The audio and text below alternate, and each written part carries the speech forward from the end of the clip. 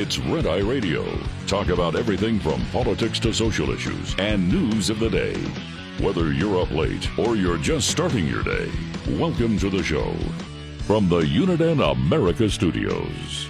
For Gary McNamara and Eric Harley, Dan Mandis, this is Red Eye Radio. Phone number remains the same, 866-90-RED-EYE. Always appreciate being here on Red Eye Radio, in for Gary and Eric. By the way, they do return a week from tonight, as a matter of fact. But it's an exciting week to be able to fill in. You can find out more about me on the Dan Mandis Show Facebook page. You can also follow me on Twitter at Dan Mandis Show. I host a morning show in Nashville, Tennessee on Super Talk 99.7 at WTN. So it's a great week to fill in. Because not only, of course, is it the week for 4th of July, but it is also the week following the absolutely epic disaster that was the debate. And now the question is, what will the Democrats do? What will Joe Biden do? Now, the very latest is that the family has now gone back to Camp David. And apparently, according to the Daily Mail and some other sources, you do have the family telling Joe Biden to continue on, to fight on, to continue the campaign. You have a lot of people within the Democrat Party who are begging Joe Biden to please step aside. And that's really seemingly the only thing that they can do. They can only ask Biden to step aside. There's really not a whole lot that they can do. So that's going to be one of the big questions. There's really three things that they can do. A couple of outlets reporting this, that there are three things under consideration. Stand by Joe Biden, which is what the family is wanting him to do. Others are saying that they need to encourage Joe Biden to quit. And the third option is that they just need to watch the polling by the media outlets, do some of their own polling, and basically wait and see if there's any more backlash. Now, Biden was on the campaign trail this weekend, and I will admit he sounded a lot stronger. But I'm also going to say this. It is a huge difference between a speech in front of a whole bunch of supporters and doing a debate. And so it's almost like, will the real Joe Biden please stand up? I've got audio coming up as well. But I want to get into what has been going on over the weekend, because there has been, since Gary and Eric signed off on Friday morning, there's been a lot of polling that has now been done. And as you can expect, we've had the Atlanta Journal-Constitution, we've had the New York Times, both calling for Joe Biden now to step aside. That is number one. Number two, CBS had some polling out there, and it is showing that the debate on Thursday, last Thursday night, it was the disaster you thought it was. And despite the fact that you have some folks out there like James Clyburn, he is out there, believe it or not, saying that, it really wasn't all that bad. Wait till you hear the audio.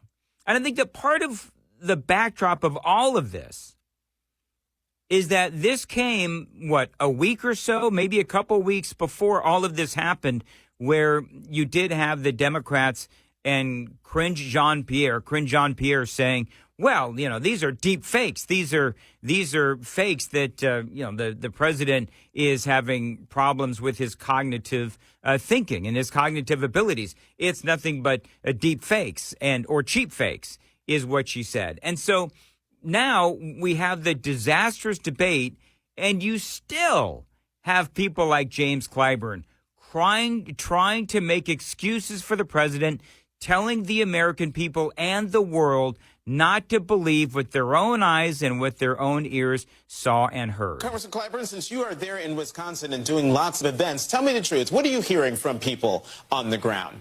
Almost total. And I'm saying almost because I have not heard a single person express anything negative. All they're saying to us is keep Joe Biden moving forward. What an absolute liar. What an absolute liar. I saw that, and I got to tell you that I am no fan of James Clyburn. This guy is lying to the American people, just like the Biden administration has been lying to the American people. And here's what I would ask. Here's what I would ask you, is when you hear somebody like James Clyburn or Cringe Jean-Pierre or some of these other Biden apologists who were out there saying, well, sure, Joe Biden had a bad night, but really he shouldn't be defined by that one night. Well, of course he should, because he took over a week to prepare for this. And now the American people are responding. And by the way, these are the same people that have been telling the American people for a long time that there were no problems with Joe Biden's cognitive abilities. They've been telling us this for well over a year. Even though there was one gaffe after another, there was one horrific visual after another of Joe Biden not being able to figure out how to get off a very small stage. They were cheap fakes. They were deep fakes. They were conspiracy theories, they said. Really? Well, tell that to the American people. CBS polling. Listen to these numbers. In each case, the numbers are worse for Biden than they were months ago, and certainly since the debate. Does Joe Biden have mental and cognitive health to serve as president? Is he mentally and cognitively healthy enough to serve as president? Back on June 9th of 2024, that is just a few weeks ago, 35% of the American people said that, yes, he did. Now, that number is down to 27%. Does not? 65% on June 9th said that he did not, but now 72% say that he does not. In other words, and I've been saying this for a long time on my local show in Nashville, Tennessee, the more that people see Joe Biden, the less they like him, the less confidence they have in him, and the better Donald Trump looks. 72% of registered voters believe he does not have the mental fitness to serve. Those numbers increasing big time with Democrats and the all-important independents. And by the way, it should be noted that many feel the same way about Donald Trump, but not nearly as many as Joe Biden. They also ask, should Joe Biden be running for president? They ask Democrat registered voters. Back on in February of 2024, 64% said he should. But now only 54% say he should be running for president. So the number of people that believe that Joe Biden should be running for president has plummeted 10% in the last couple of months. The number of people saying that he should not, that are Democrats, that is up 10%. And again, I will tell you, in that particular poll or part of the polling, it goes with what I've been saying. Back in February, the numbers were a lot better for Biden, but now here we are in, July 1st. And a lot of people saying, no, he should not. The more Americans see of Joe Biden, the less confidence they have in him. Why shouldn't Joe Biden be running for president? Top answers. Voters who don't think that he should, 86% said it's because of his age. But I think that I know this is, well-worn territory, but realize that I know and you know and Gary and Eric know that it's not necessarily about his age. It is actually about how he is showing his age, because Trump is older too. But Trump didn't sound nearly as bad as Joe Biden did. I mean, clearly and obviously, Captain Obvious moment. 86% saying it was his age. 71% are saying, and again, why shouldn't Joe Biden be running for president? The top answers, decisions he made while in office, 71%. 66% said his record as president. 59% said his ability to campaign effectively. So in other words, you have people out there and they're saying, well, don't pay attention to what happened on Thursday night. This isn't about what happened during the debate. This is about Joe Biden and what he's accomplished. Really? because the voters who don't believe that Joe Biden should be running for president, 71% said it was because of the decisions that he made in office. So you think that's a big problem for Joe Biden? Yeah. Because he made poor decisions. He is still making poor decisions while in office.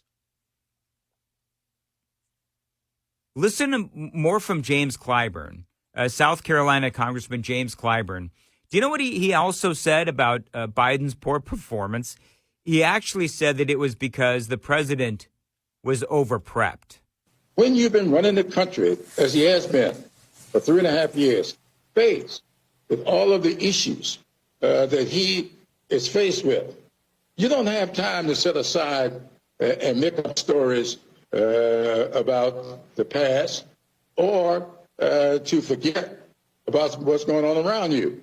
You've got to face your job, and he's been doing that. Wow. James Clyburn said you've got to face your job, and he's been doing that. Really, James? Has he? Anyone who saw that debate, does anyone really believe that Biden has been running the country? Obviously not. The president was gone for literally over a week, and basically nobody noticed that he was gone. That's a big issue. And the fact that Joe Biden was gone for a week and brought almost 24 people to Camp David to prepare, and they still brought out the same tired old accusations against Donald Trump that have been debunked time and time again, shows you that the Biden campaign and the Biden administration, they're grasping at straws. Here's more from James Clyburn. And so for him to go into preparation, and what I've been calling this a classic example of preparation overload, I just think that there should have been much less preparation for this debate and much more activism in his job. So there you go. James Clyburn. Unbelievable. Saying that Biden was over-prepped. I'm just going to tell you, I'm no fan of James Clyburn. The guy's a joke. And I think that Joe Biden being over-prepped, as that is his excuse as to why Biden was so bad. Is that why Biden couldn't remember what he was supposed to say? And so once again, we have a situation where the Democrats and some members of the media are now telling the American people, again, don't believe your eyes and don't believe your ears. Don't believe what you saw and what you heard. Listen to us, they say. You know, the same people that have been, peddling the notion that Joe Biden has been fit for office in the last year. Joe Biden is the one that's been running the country. Oh, you should see Joe Biden behind closed doors. We have a hard time keeping up with him, they say. But these are, again, the same people that were telling us that the laptop from hell was Russian disinformation. I mean, it's the same crowd, folks.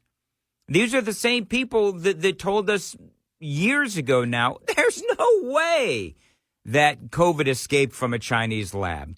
If you believe that, you're a tinfoil hatter. Oh, and by the way, that border, absolutely, that border is closed. These are the same people that have been lying to us for years, only to have to come back and admit that they were wrong. And those same people that they were calling conspiracy theorists and tinfoil hatters, those people were correct. The phone number is 866-90-RED-EYE, 866-907-3339. Dan Mandis in for Gary and Eric. This is Red Eye Radio. This report is brought to you by Shell Rotella. With advanced synthetic technology, is designed to help keep your rig running with more mileage and less maintenance. On a hot summer day, the last thing you want to feel is a blast of warm air when you turn on your air conditioning. A malfunctioning AC system will leave you uncomfortably shifting in your seat. Not to mention, it can affect the safety and performance of your entire vehicle and your productivity. Keep your AC system running smooth and your deliveries on schedule this summer with the following maintenance tip. Replace your cabin filters at least once a year, as dirty cabin filters are possibly the most common cause of AC system malfunction, or worse, failure. Replace your cabin filters more frequently if you operate in a dirty or humid environment. Lines open for your calls. 866-90-RED-EYE on Red Eye Radio.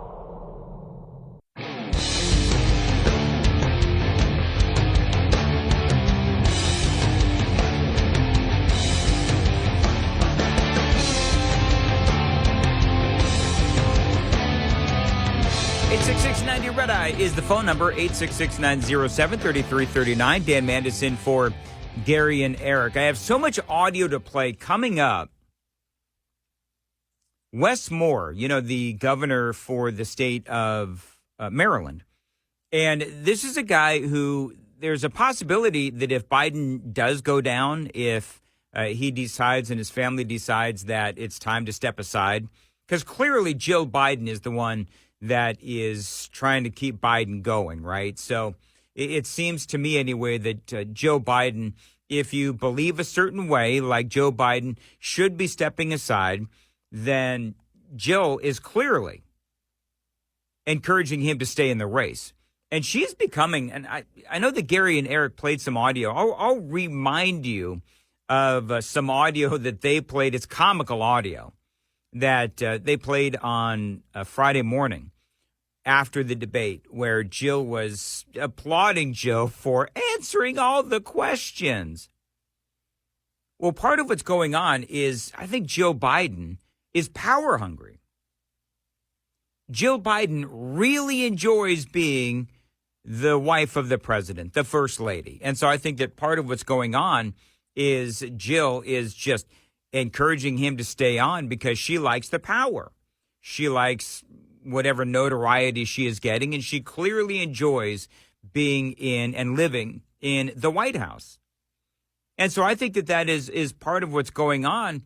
And one of the things that I was thinking about over the weekend was Jill Biden. If you are somebody who believes that Joe should be stepping aside, and there's a lot of people in the Democrat Party that believe that. I just told you about that CBS poll where a lot of Democrats believe that Joe needs to step aside. Jill Biden is becoming public enemy number one. And I started thinking about that. I heard somebody say that on Friday, and I thought, okay, did Hillary move to Canada? Well, no.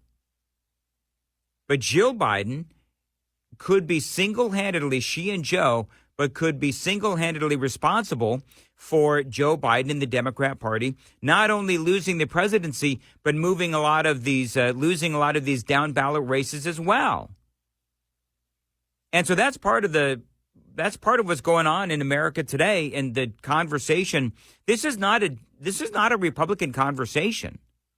This is a conversation with the Democrats and among the Democrats. Now, how does this impact the Republicans? Well, Nikki Haley actually talked about this over the weekend. She punctuated something that we Republicans and conservatives have been discussing, which is, okay, you know what the problem is? The problem for the Republicans is going to be if Joe does step down, then guess what's going to happen? There's going to be a younger, perhaps a better candidate than Joe Biden that Donald Trump is going to have to face. And this could be somebody without the horrific policy record and the performance record and the polling of Joe Biden. Say, for example, again, Wes Moore. And so Nikki Haley talked a little bit about that over the weekend. And Margaret Brennan actually interviewed Wes Moore over the weekend. I've got some fantastic audio straight ahead. Dan Mandis here, 866-90-RED-EYE, in for Gary and Eric. This is Red Eye Radio.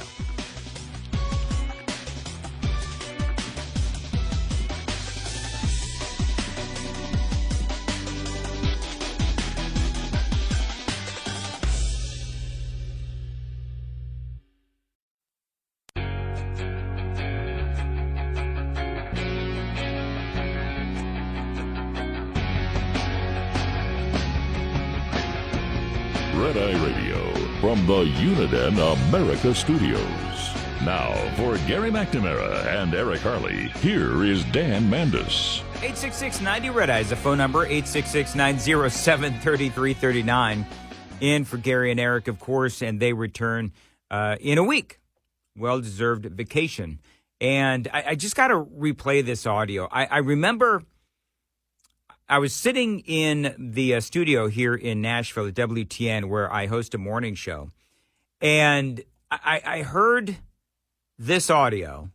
Joe, you did such a great job. You answered every question. You knew all the facts. And let me ask the crowd, what did Trump do? Why?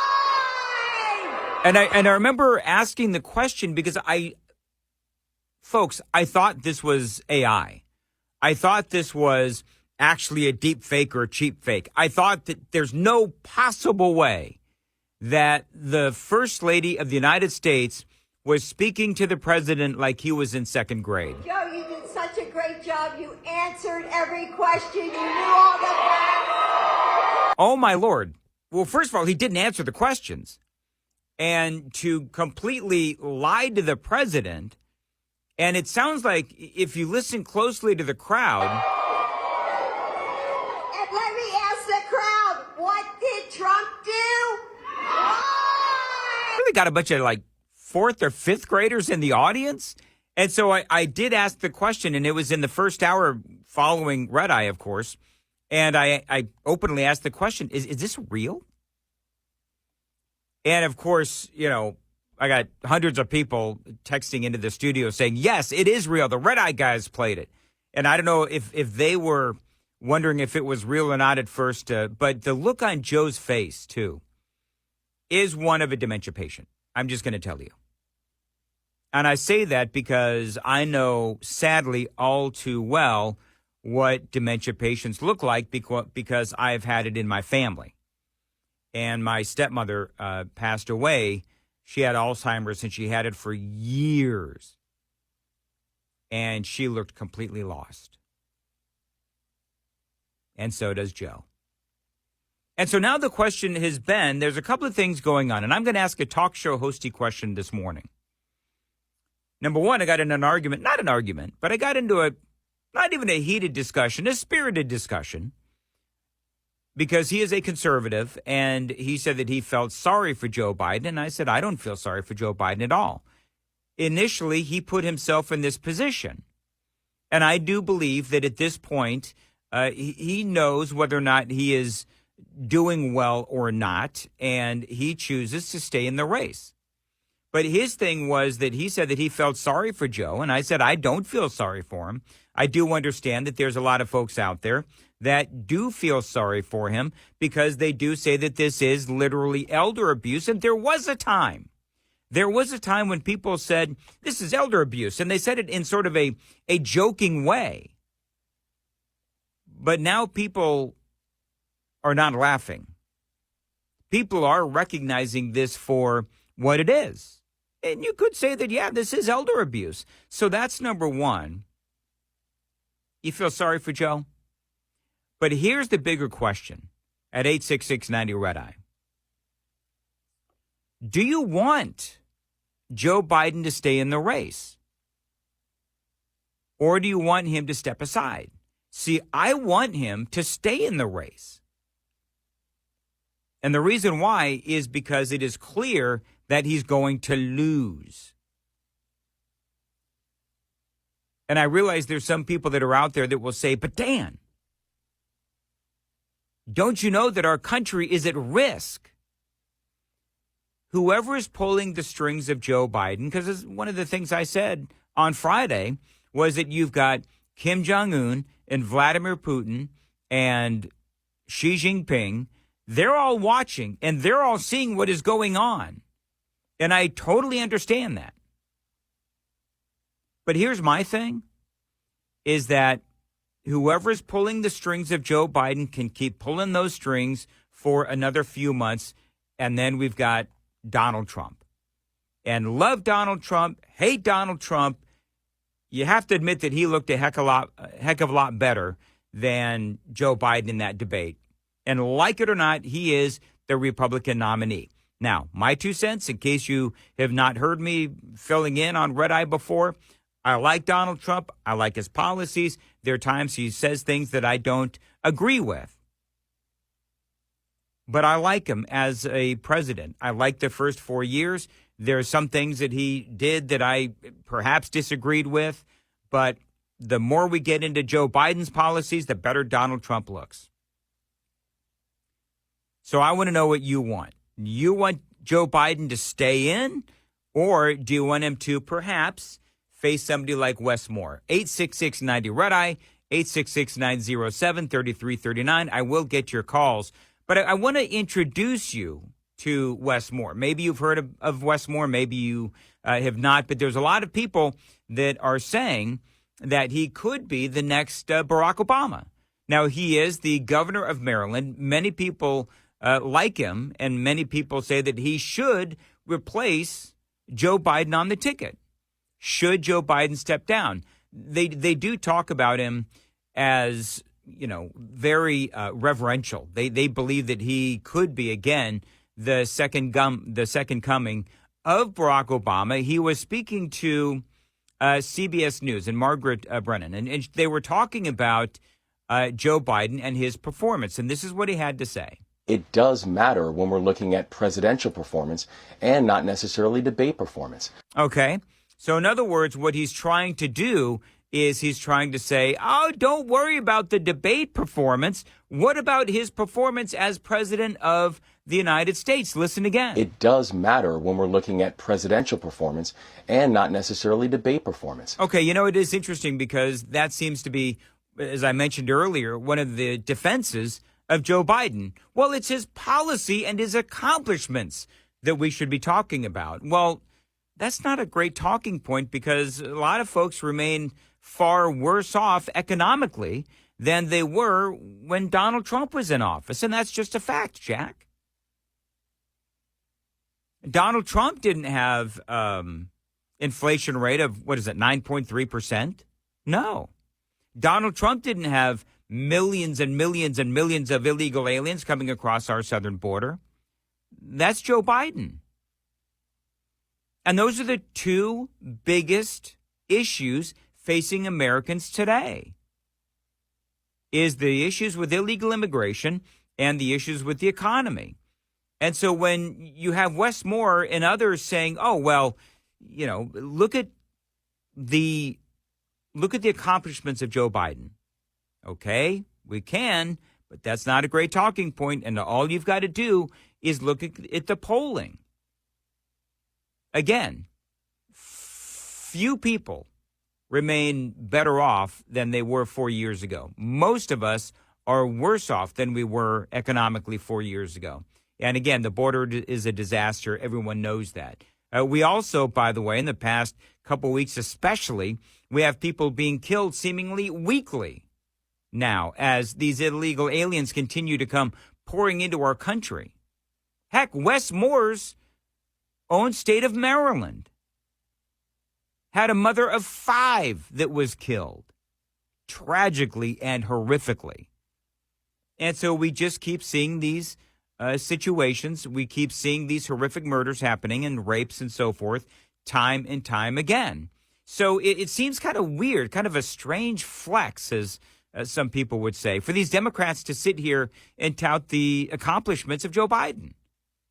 Now, I've been critical of Margaret Brennan in the past because I just think that she's a hack for the Democrats. But she challenges Wes Moore because he was doing the interview that Joe Biden wasn't doing.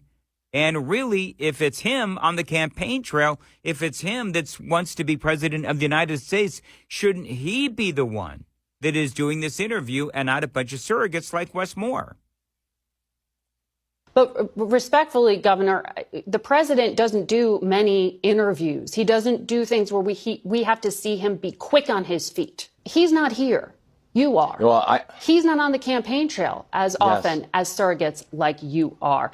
Isn't that demonstrating that there are alternatives, Democratic alternatives, who are younger and able to go out and be quick on their feet and on the trail? Exactly.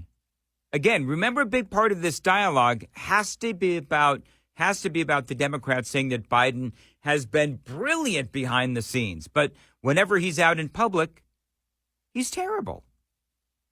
In other words, it's all about lying to the American people.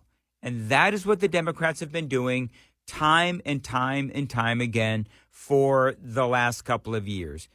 The Democrats don't want you to hear the audio of Joe Biden being interviewed by that special counsel, Robert Hur, because they know that sounds terrible. That audio is going to sound terrible. Is this debate a reason why the Democrats don't want you to hear that audio by special counsel Robert Hur? Remember, the same one that said that Joe Biden is a well-meaning elderly man with a faulty memory. So did that interview with special counsel Robert Hur, did it sound just like the debate audio? And that's why the Democrats don't want you to hear it? Maybe it is. But here's what Wes Moore has to say. Again, I would say, once again, lying to the American people. I know I got a chance to see the president when times were difficult and see him in trials just 3 months ago.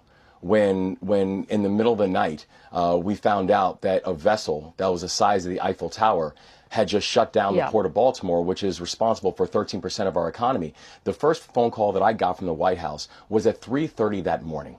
And with a president who was saying that he was like, Gov, we're going to be with you every step of the way. You got that on tape, Wes Moore? You got that on tape? It's probably on tape somewhere. And he has been. I have seen the president challenged. I have seen him in times of trial. I've seen him in times of turbulence. And I've seen him being able to be a remarkable partner to us. So Wes Moore saying, don't believe what you saw the other night. Believe me, he says, when he says that the president is okay. And again, I'm going to repeat, it's interesting because Wes Moore, eventually, he could be asking for America's vote if Joe Biden does step aside. And so he's lying to the very people that he could be asking for their vote. Steve is on line 2, and it says here, Steve, are you in France? Yes, I'm in France, and I'm calling because I've been listening, and I've only got a few minutes. It's about 7:45 our time here. But I just wanted to mention that it's very unfortunate that this whole issue of Alzheimer's disease / dementia is something that has not been really brought forward. And it's very painful for me. I'm doing some work here, so I do work, and I've done work in the States. I don't want to mention anything, but I've done work in the States, principally in New York, with describing and researching the progression of Alzheimer's disease specifically. So I just wanted to mention, just briefly, there are various forms of dementia. Dementia is a generalized term that refers to deterioration of the central nervous system, mainly the brain. And there are different etiologic causes. Alzheimer's disease is one of them, but there are others. And regardless of that, there are clearly symptoms, signs that are reflective of the various kinds of dementia.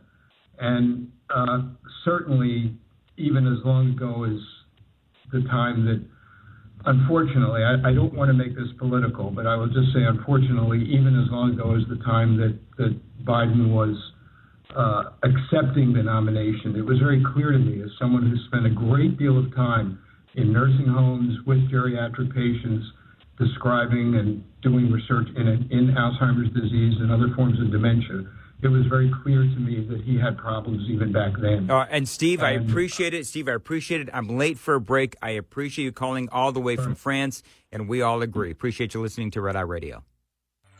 Get in touch with Red Eye Radio, toll free at 866-90-RED-EYE.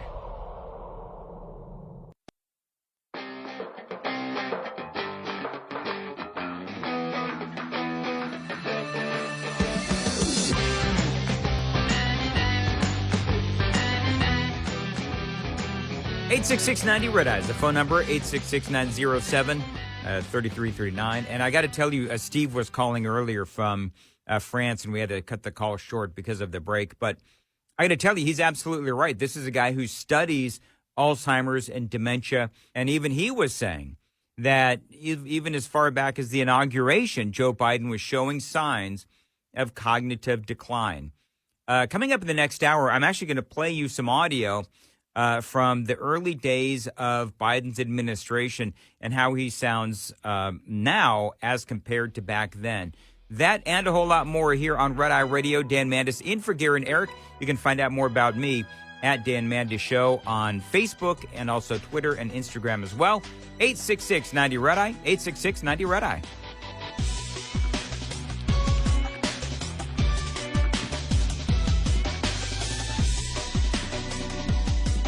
Top of the Hour News is brought to you by House Products. Visit houseproducts.com. This is Red Eye Radio on Westwood One.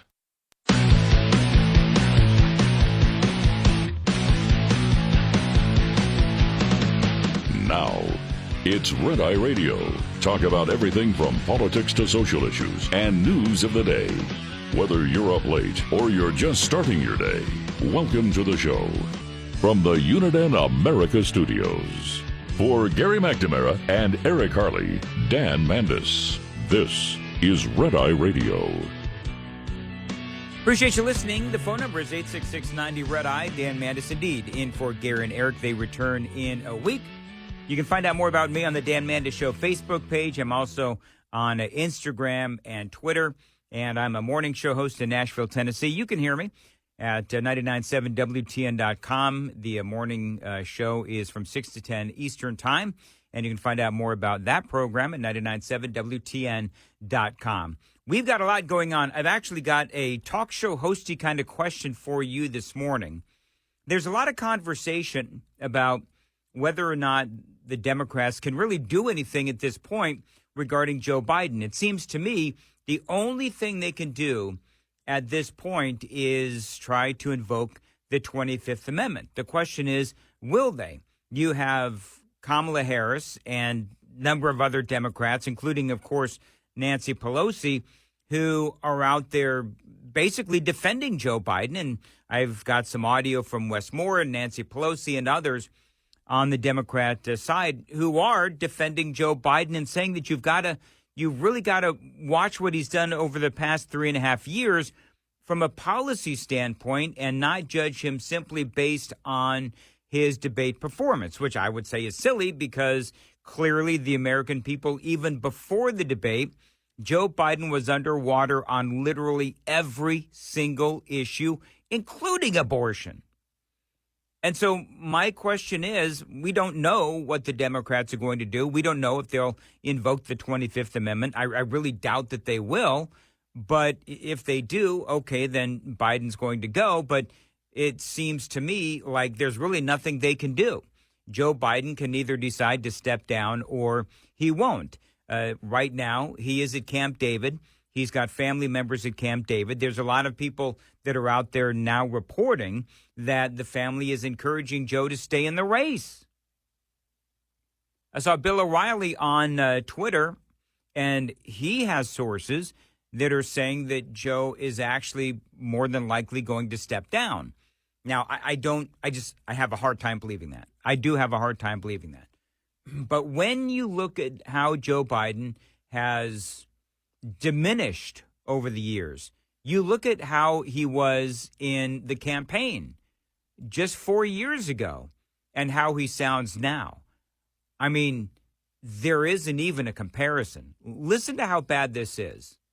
I continue to think we have to make fundamental changes in civil rights. And those civil rights, by the way, include not just only African Americans, but the LGBT community. He wants to get rid of the ability of Medicare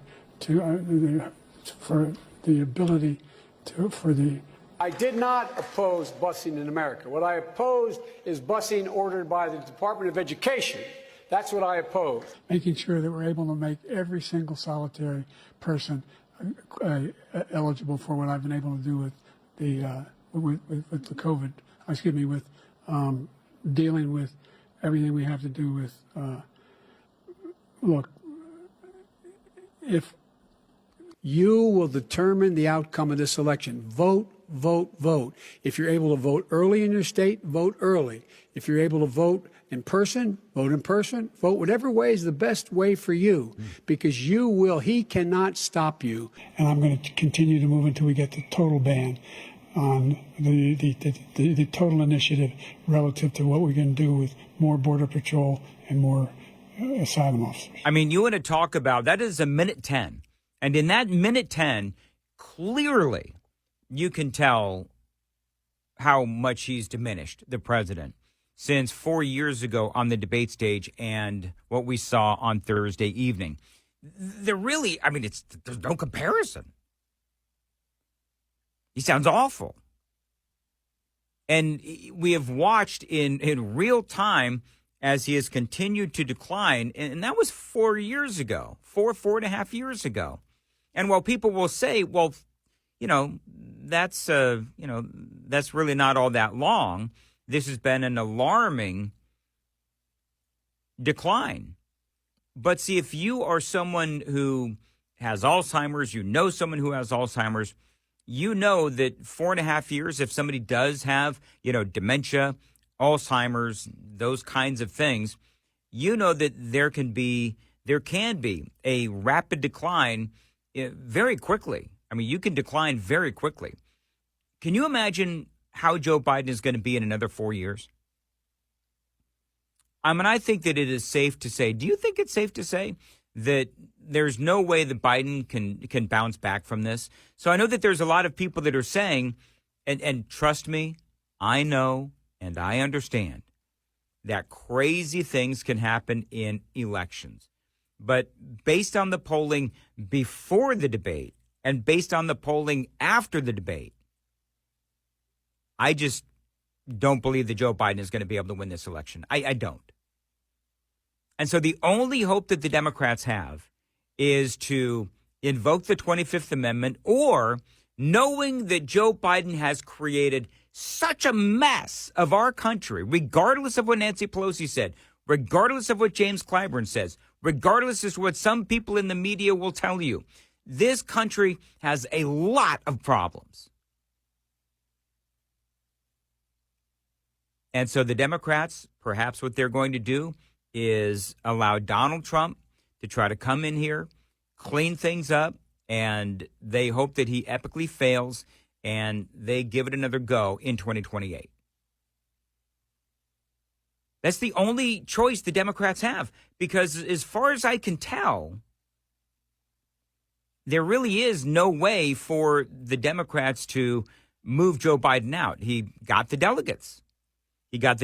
I'm not going to say that he won the Democrat primary fair and square, because I don't believe that he did, because the Democrat Party simply would not allow anyone of real substance to run against Joe Biden.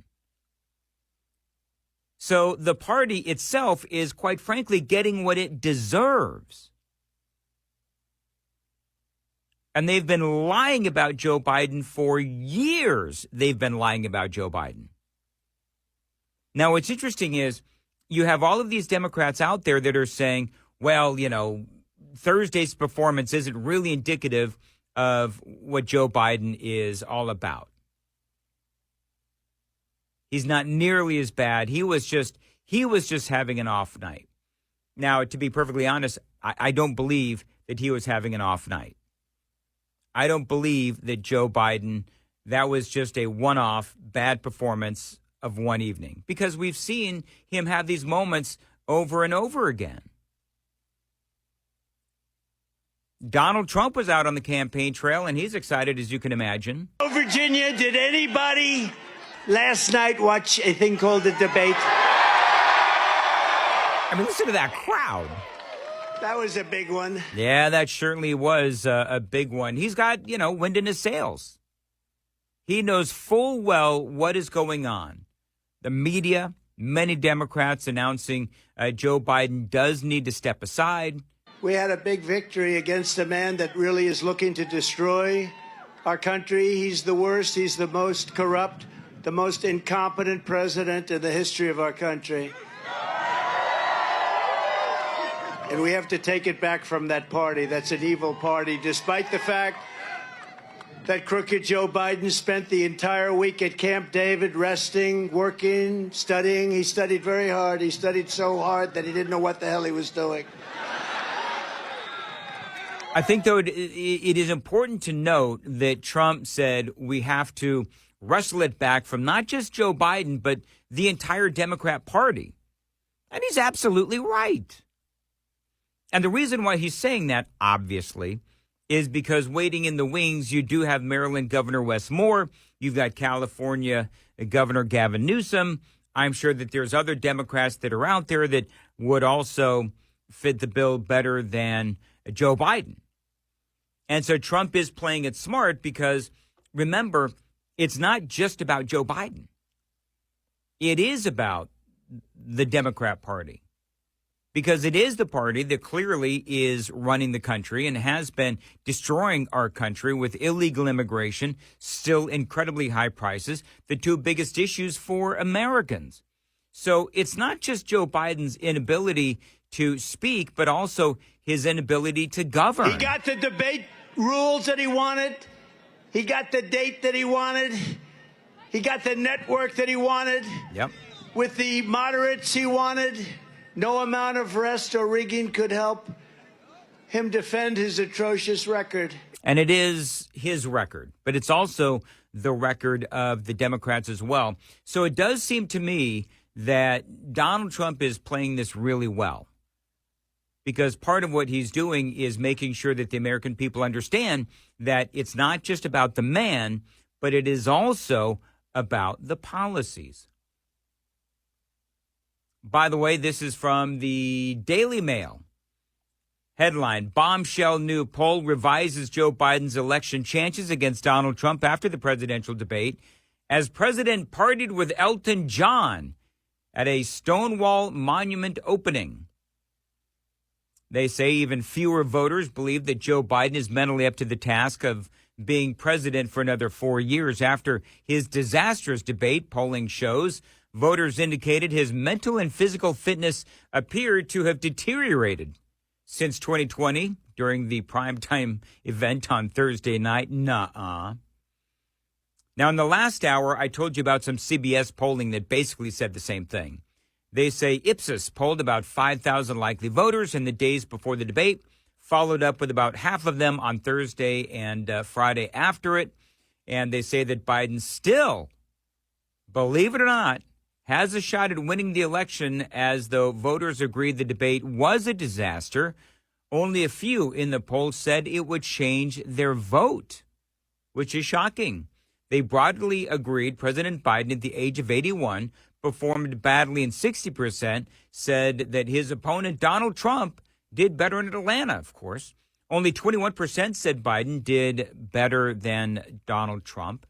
19% said they didn't know who came out on top. I've always wondered, who were those 19%? 19% said they didn't know who came out on top. Really? Now, I do understand the 21% that said that Biden did better than Donald Trump. Those are the TDSers, the Trump derangement syndrome people. I call them the TDSers. So I know who those people are. Those people watch Rachel Maddow and Joy Reid. No problem whatsoever. Totally understand them. They are blindly partisan by their TDS. But 19% saying that they didn't know who came out on top? I mean, all you can say to those people is, wow. Jason is in Fort Worth, line 2 on Red Eye Radio. Jason, thanks for calling in. Go ahead. Yes. Can you hear me? I've got it on speakerphone. I'm driving. I got you. Go ahead. All right. Yeah, I just have to wonder to myself, at what point did the bigwigs at CNN realize that they showed the entire world what we on the right have been trying to show them for the past 5, almost 6 years? An elderly, weak man who is slowly dying from a terminal brain disease. And I don't know if they meant to do it and they just didn't think things through. But when Thursday night, they pretty much handed the White House to Donald Trump. All right. So, Jason, I appreciate the call and some good points. I think that it wasn't CNN, though, that handed the campaign to Donald Trump, the White House back to Donald Trump. I don't think that it was CNN. I think that this was the Democrat Party. This was the Biden family. And they saw the polling. They saw, well, two things. Number one, they saw the polling.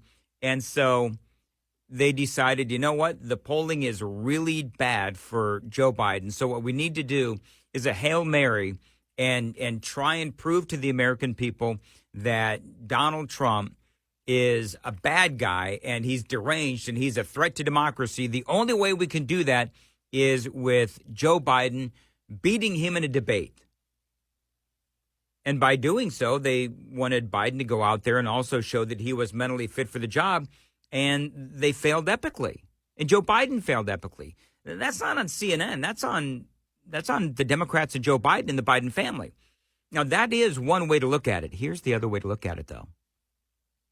The other way to look at it is, this is, something that I've spoken about on my local show in Nashville, where you have the Democrat Party wanted to throw Joe Biden out there, see how he would do in a debate, while there's still time to invoke the 25th Amendment, somehow try and remove him from the campaign and slide somebody else in. I don't know if they can legally do that. Some people say yes. Most people say no.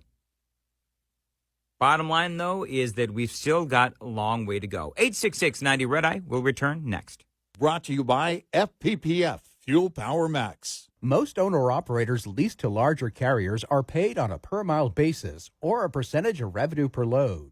The per-mile basis is most prevalent among larger fleets. Percentage at smaller. Pay per mile tends to dominate discussions about pay just because it's easier to measure, and pay per mile often is wrongly used as the deciding factor in leasing to a carrier. While pay per mile can be a vital factor, it's not a cure for every ill, nor does it mean a big settlement check is coming an owner-operator's way. Why? Because pay per mile always must be considered in balance with gross revenue as well as total costs. Gross revenue can include flat mileage pay that varies by length of haul, percentage revenue pay, and more. Most importantly, though, for every revenue dollar generated, only part of that dollar is profit. But for every extra dollar of cost saved, the entire dollar contributes to profit. Knowing and understanding your cost to operate is fundamental to understanding the true value of any pay package. Owner-Operator Business 101 is provided by Overdrive's Partners in Business program. Go to overdriveonline.com to the Partners in Business section of the website for more details on this and many other topics. Brought to you by Shell Rotella, with advanced synthetic technology is designed to help keep your rig running with more mileage and less maintenance. Lines open for your calls. 866-90-RED-EYE on Red Eye Radio.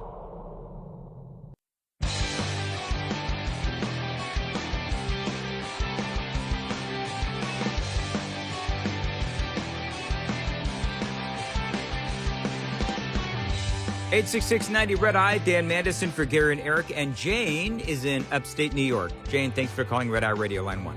Hi. Hey, Dan, how are you? I'm good. Thanks for calling in. Thank you. I would like to point out, first of all, Biden is a perverted, pathological, lying moron. And it's interesting watching Jill prance around in her tight little pants. And when Jill will get on a plane when Biden's leaving, and Jill is holding back with Hunter, Hunter runs his hands up and down her back, and not in a way that you do with your mother or stepmother. And what I'm wondering, what kind of despicable woman lets her husband be on public display and made totally ridiculed by the entire world? What kind of person does that? Somebody who is addicted to power. Somebody who is addicted to being in the media, somebody who is addicted to being in the White House, and somebody who is addicted to being part of the administration, if you will. And I agree with you. It is pathetic. It is pathetic. It is horrific. And I think about Nancy Reagan, and I was actually talking to somebody about this the other day, where Nancy Reagan was so incredibly protective of Ronald Reagan. during the administration when Reagan was in power, of course, and after he was diagnosed with Alzheimer's. Nancy Reagan protected and loved and nurtured her husband. And a lot of people don't like Nancy Reagan, and I do understand that. But at the same time, you want to compare and contrast Nancy Reagan with Joe Biden, and there is no comparison, and I appreciate the call. 866-90-RED has the phone number, 866-907-3339. And Mandis in for Gary and Eric. This is Red Eye Radio.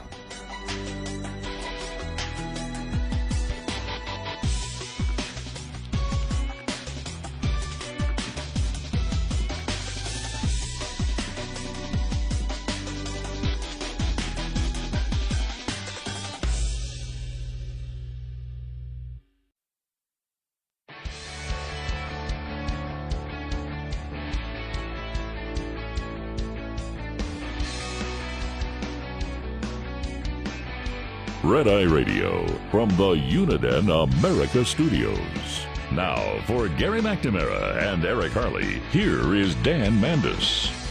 866-90 Red Eye is the phone number, 866-907-3339. You can find out more about me on the Dan Mandis Show Facebook page. I host a morning show in Nashville, Tennessee on Super Talk 99.7 WTN. 6 to 10 Eastern. You can find out more about that at 99.7 WTN.com. So the Democrats, they're really trying their best to defend the president. And Nancy Pelosi, and by the way, I do have an official talk show hosty kind of question this morning.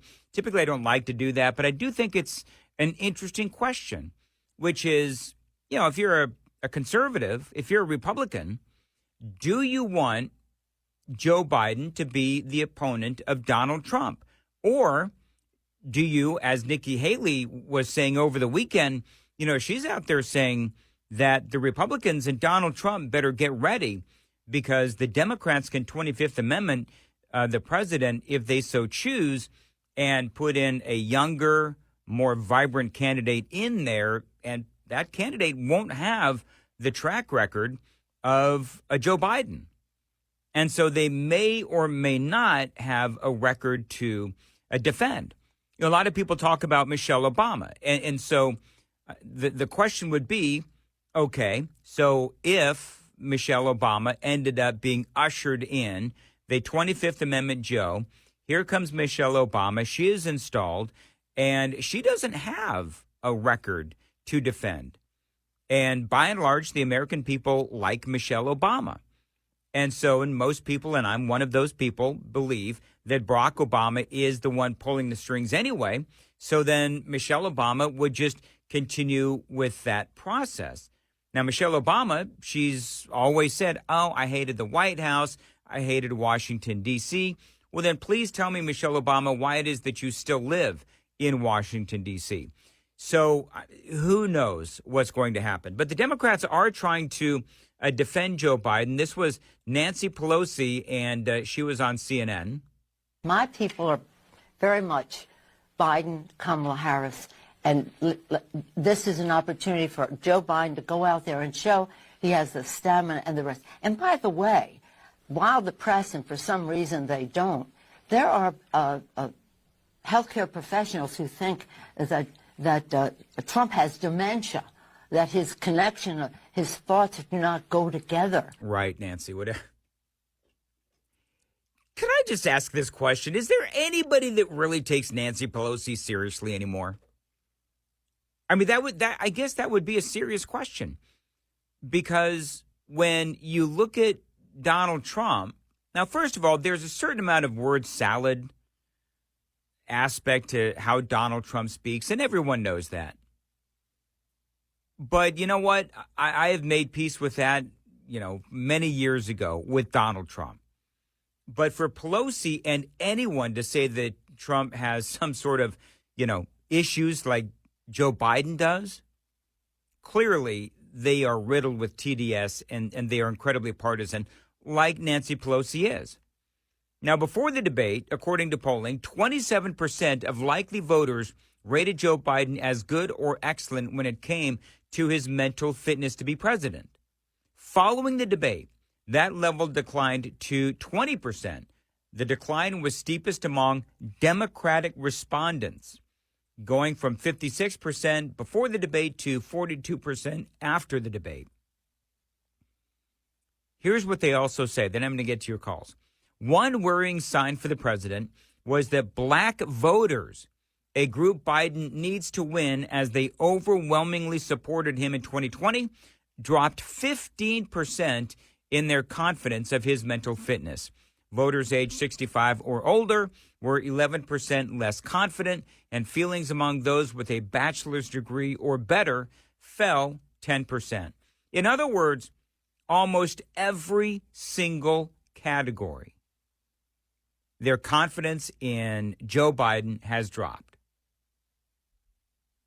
Voters overall dropped their confidence in Biden's physical ability to be president from 21 to 15%. Now, you just heard Nancy Pelosi talking about Donald Trump's mental fitness. Listen to this. Ratings of Trump's mental fitness, 38% pre-debate, 41% post-debate, and his physical abilities, 43% to 45% post-debate, were stable, according to the polling. In other words, nobody is worried about Donald Trump's abilities, mentally or physically. I mean, the man can go up on a stage, teleprompter breaks, and that man can riff for 2 hours. Absolutely no problem. Line 3, Ann is in Pennsylvania on Red Eye Radio. Hello, Ann. Thanks for calling in. Oh, good morning. How are you? I'm good.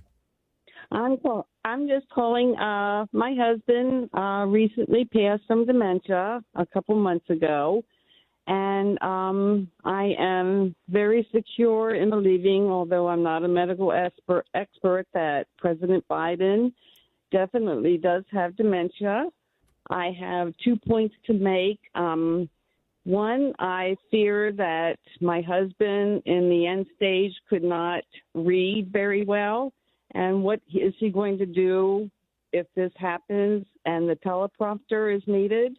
And also, I'm just wondering also about why there is no cognitive test or an MRI to determine, to just double check to make sure that, he is suffering. And if he's not, then it's all out there. Well, Biden won't take a cognitive test. I mean, that Donald Trump has been talking about that for, years now. And Trump took a cognitive test, the physical test I think he took as well.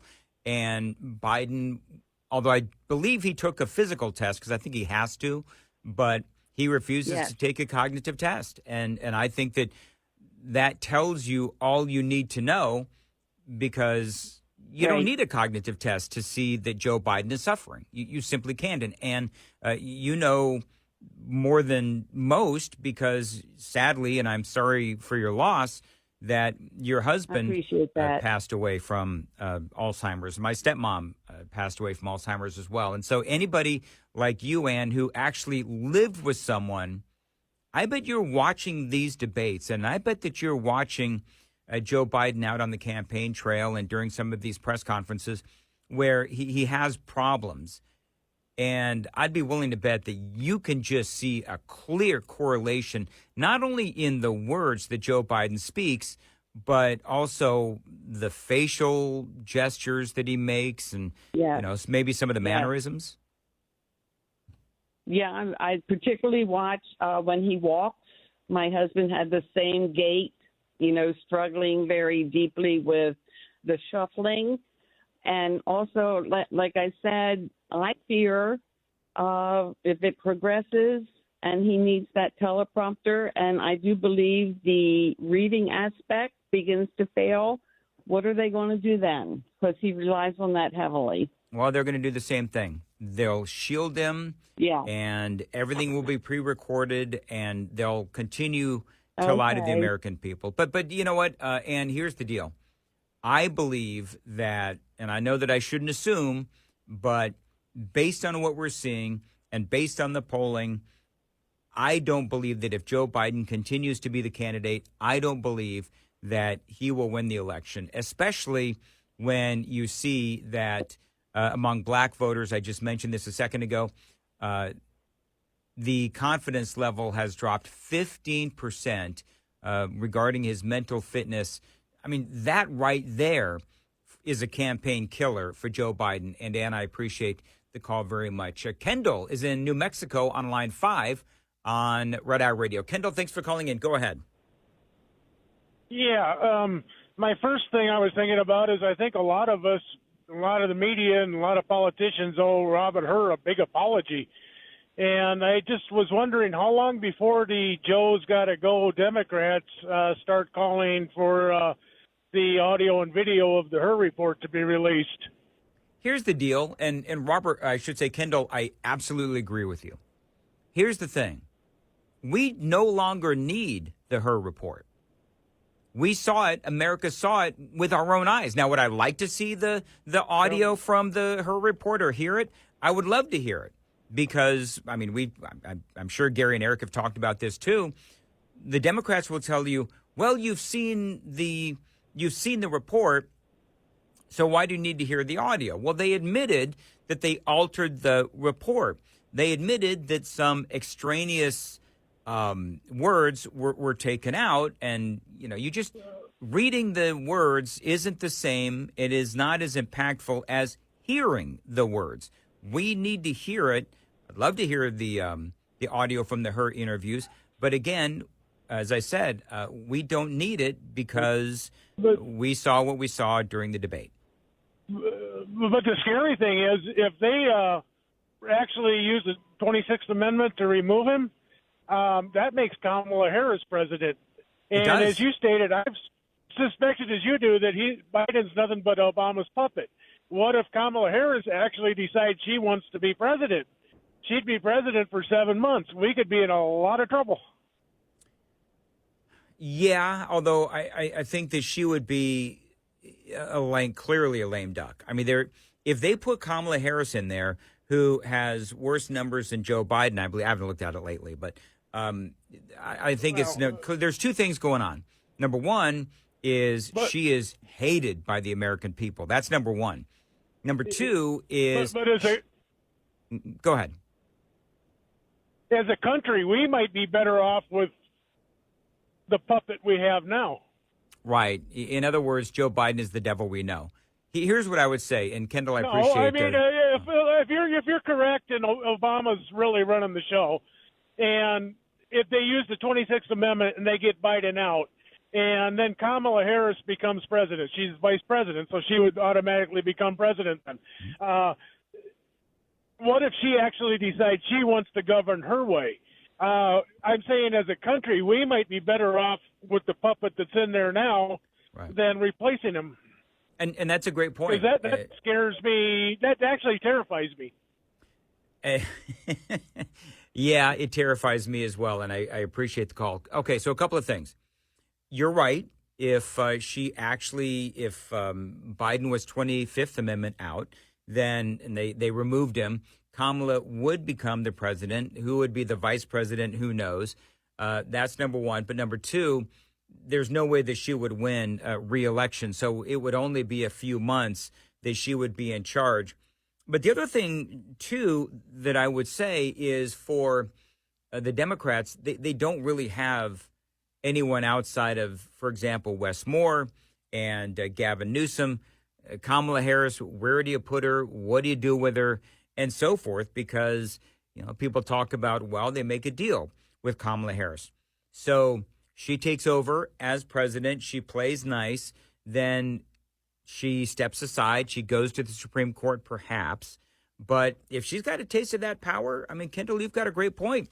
If she's got a taste of that power, then she's not going to go quietly. But here's the deal, is that she won't win that election. If they move out Joe Biden, 25th Amendment, they move out Joe Biden, they put in Kamala, then she is in there for just a few months, and then Donald Trump comes in. But I do recognize that Joe Biden is the devil that we know, and he is being puppeted by Barack Obama. There's a whole bunch of former Obama folks within his administration already, and we'll have to just wait and see what happens. But let me tell you something, Kendall.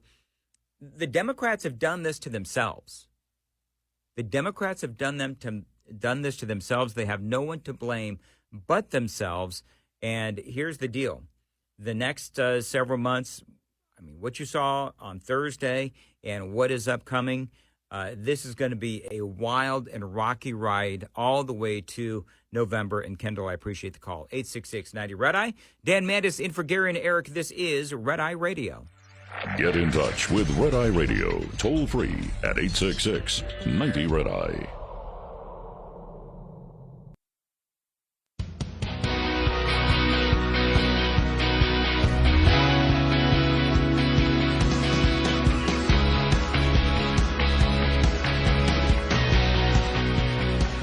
$866-90 Red Eye is the phone number, 866-907-3339. All right, coming up in the next hour, I would say the top media meltdowns. I've got that for you after the debate. Also, in some other news, very big day regarding the Supreme Court and Donald Trump and the immunity claims that he is making. The Supreme Court is set to possibly come down with that decision as possibly today, as a matter of fact. Now, that could impact the campaign. So we'll talk about that and a whole lot more. Also, let's just say that Joe Biden, one way or another, whether he steps aside, 25th Amendment, whatever, let's say that he steps aside. Who are those names that could be replacing the president and do battle with Donald Trump? All that and a whole lot more straight ahead. My name is Dan Mandis. This is Red Eye Radio.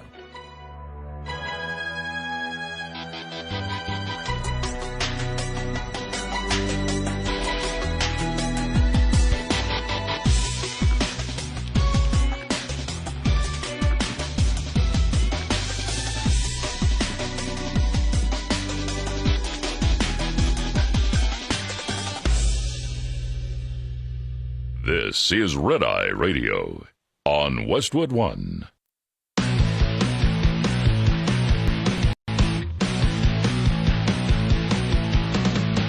Now, it's Red Eye Radio. Talk about everything from politics to social issues and news of the day. Whether you're up late or you're just starting your day, welcome to the show. From the Uniden America Studios. For Gary McNamara and Eric Harley, Dan Mandis, this is Red Eye Radio. Phone number 866-90 Red Eye, 866-907-3339. I am in for Gary and Eric. You can find out more about me on the Dan Mandis Show Facebook page. I'm also on Instagram and Twitter at Dan Mandis Show. I do host a morning show in Nashville, Tennessee on Super Talk 99.7 WTN. You can find out more about that show at 997WTN.com. So the New York Times and the Atlanta Journal-Constitution both have now come out and said that Joe Biden literally owes it to his country to drop out of the race.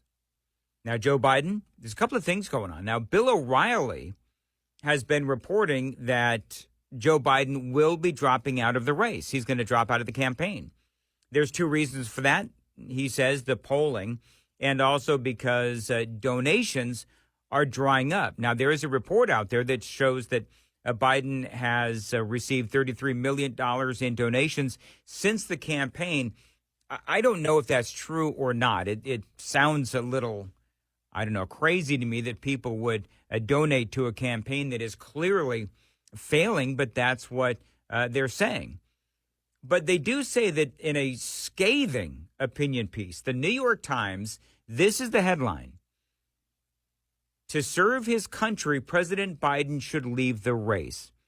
In that opinion piece, the Times editorial board said that Biden appeared to be a shadow of himself during the debate, and the argument that he was the best Democratic candidate to take on Donald Trump is no longer valid, they say.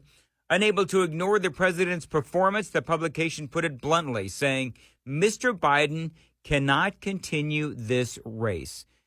You know, they did have a bit of controversy. I don't know if you saw this, but they did have a bit of controversy when the New York Times, they didn't actually cover the debate as you would expect. They drew flack on Friday. This is from the Daily Mail. They drew flack on Friday morning after relegating their print coverage of Biden's disastrous performance to a small paragraph on their front page and pointed readers to their website. I mean, crazy. So they got blasted for that. A lot of people asked the question, would the Times have done the same thing if Trump had had a bad night? Well, of course not. It would be all over the place. Back to the story, the editorial board wrote the president appeared on Thursday night as the shadow of a great public servant. He struggled to respond to Mr. Trump's provocations. He struggled to hold Mr. Trump accountable for his lies, his failures, and his chilling plans.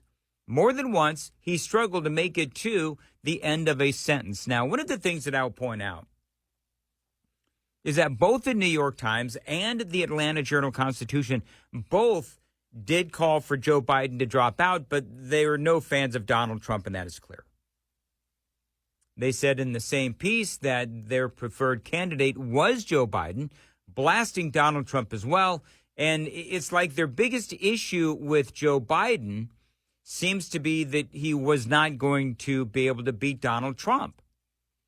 And so Wes Moore is the governor of Maryland. Many people say that he could be the next Barack Obama. And so that's part of the question is, okay, so if not Joe Biden, who? And that is where Wes Moore comes in. And he was being interviewed on, I think it was CBS over the weekend, Wes Moore was. And I played a couple of audio bites earlier. Here's a couple more bites that I don't believe I played these earlier. But one of the things that he was talking about was abortion. And he's out there making excuses for Joe Biden and making excuses for his debate performance. And some people are even saying that Biden was over-prepped, which makes no sense whatsoever, but whatever. But they talk about abortion, and they talk about Joe Biden and Donald Trump on abortion. And part of what they're talking about is how the Atlanta Journal-Constitution, they actually said that anybody who is out there trying to defend Joe Biden's performance, they are insulting the intelligence of the American people. Listen to this. But respectfully, Governor, the president doesn't do many interviews. He doesn't do things where we have to see him be quick on his feet. He's not here. You are. Well, He's not on the campaign trail as often as surrogates like you are. Isn't that demonstrating that there are alternatives, Democratic alternatives, who are younger and able to go out and be quick on their feet and on the trail? Right. I mean, that's a big part of the dialogue this morning and over the weekend. By the way, that was Margaret Brennan over there on CBS, or I believe that she's a hack. However, in this interview, she really did go after Wes Moore because he has, in my opinion, and clearly in her opinion as well, he has the audacity to go on the networks, to go on television and try to once again tell the American people that what they saw and what they heard is not the truth. And that's why, it's been a constant conversation about the special counsel and that whole thing with Robert Hur about how the Democrats, they don't want you to hear that audio. They don't want you to hear how Joe Biden sounded during the interviews with the special counsel.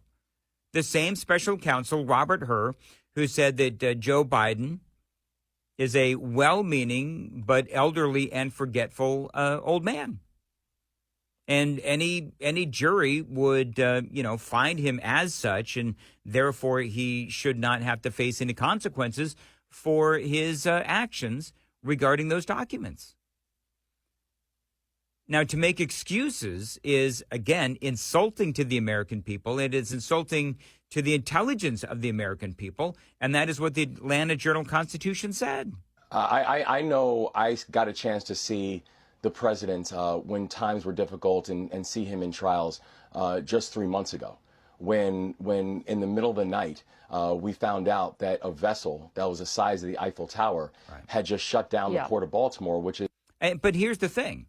There's no evidence of that conversation. There's no evidence as to how Joe Biden was during that particular phone call.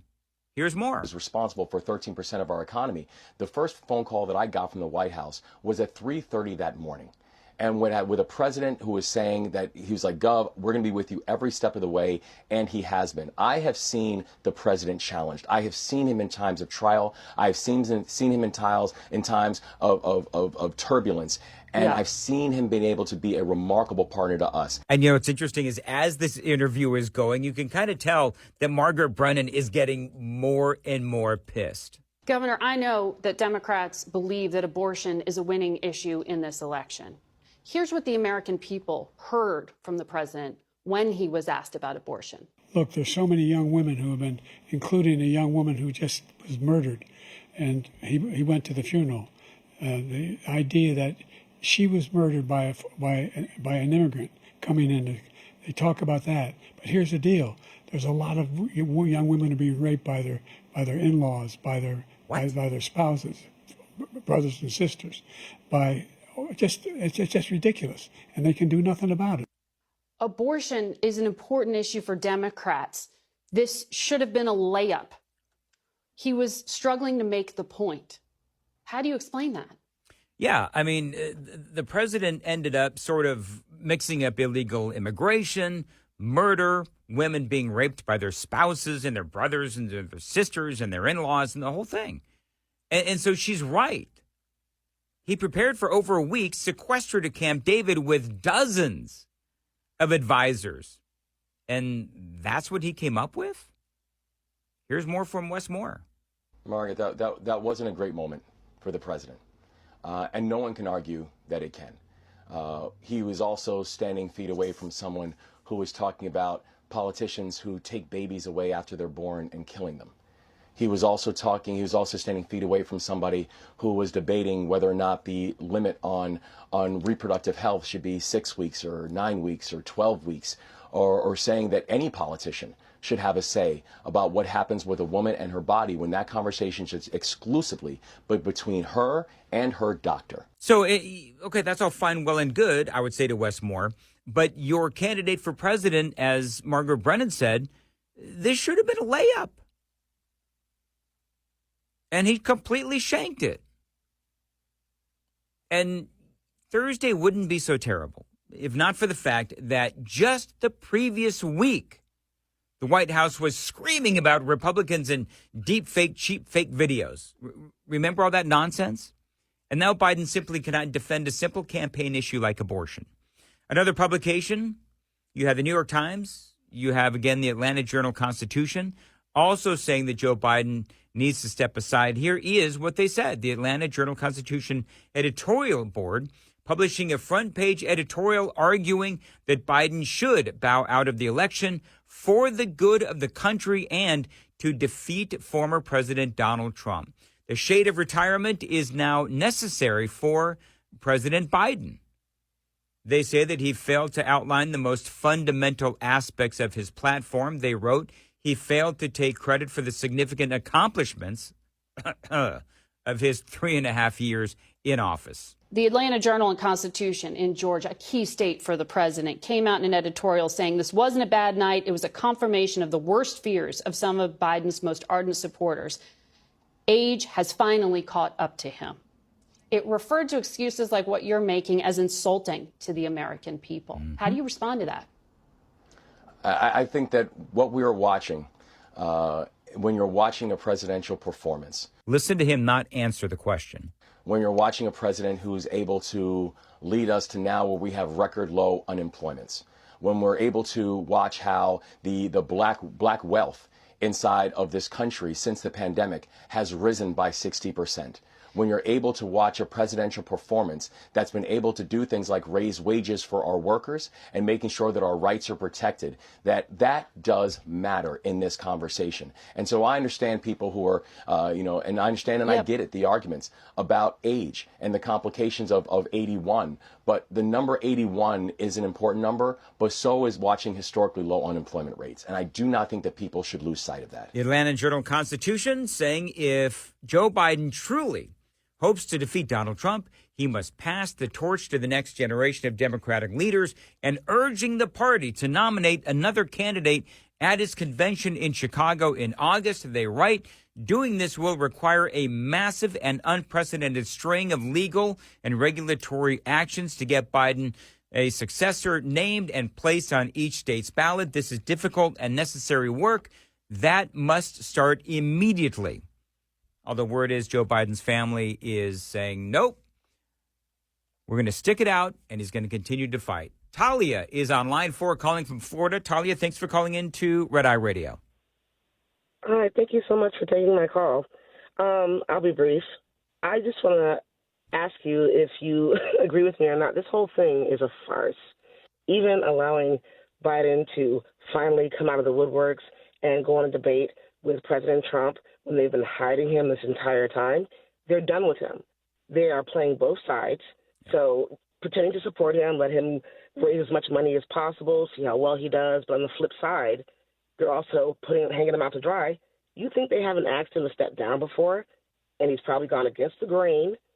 And so now they're like, well, we're hanging him out to dry. Laptop came back out. They're allowing him to be seen as he really is. If Kamala Harris ends up having to step up, she's part of the same puppeteering. She's just going to fall in line and do what she's told. So do you think it's strategy like I do, like this whole debate thing, even allowing the news to cover it and tell the truth and ask real questions? They've been silenced this entire time. Talia, thanks for the call, and you bring up some great points. I did talk about this a little bit earlier. One of two things has happened, and one of them is that he was polling so low that this was a Hail Mary, and they needed to get him onto the debate stage because they have their own polling, and all the polling out there shows that Trump has been doing really well against Biden. So this could have been a Hail Mary. Hopefully, they would say, hoping that Biden would do better on the debate stage to change the momentum. Or, and this is where you and I agree, Talia, is that they wanted to get Joe Biden out. And the only way really to do that is to put him out on the debate stage, let him fail incredibly, which he did, obviously. And then that gives them the opportunity to bring in the 25th Amendment and then try to bring in someone else, Kamala Harris. Then maybe she steps down, goes to the Supreme Court, whatever. There's a number of things at play. The bottom line, though, is regardless of what happened did, and now the Democrats need to deal with that. 866-90 Red Eye, Dan Mandis in for Gary and Eric. This is Red Eye Radio. Lines open for your calls. 866-90 Red Eye on Red Eye Radio.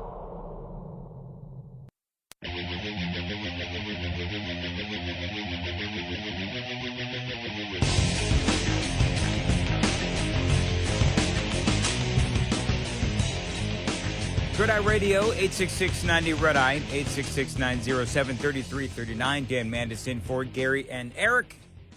Got a lot of people that have been holding a long time. Let's get to the phones. Tom is in California, line 3, Red Eye Radio. Hey, Tom. Hey, Dan. Thank you for letting me talk. I really do appreciate it.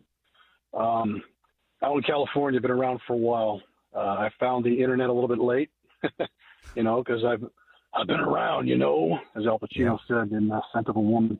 I know things, trained law enforcement. I was even in Hollywood. I started spreading facts, data, statistics, but it's getting harder to do that because I bring receipts. I don't just talk about things, oh, I heard this. No, these are the things I know. These are the things I've lived through, I've experienced in the areas that I have been in. I have brethren that have worked their way up into FBI, CIA, stuff like that. They're afraid to speak up. They're afraid to talk. They don't want to lose their jobs. They don't want to, they've been there for a while. They want to lose their retirement and stuff like that.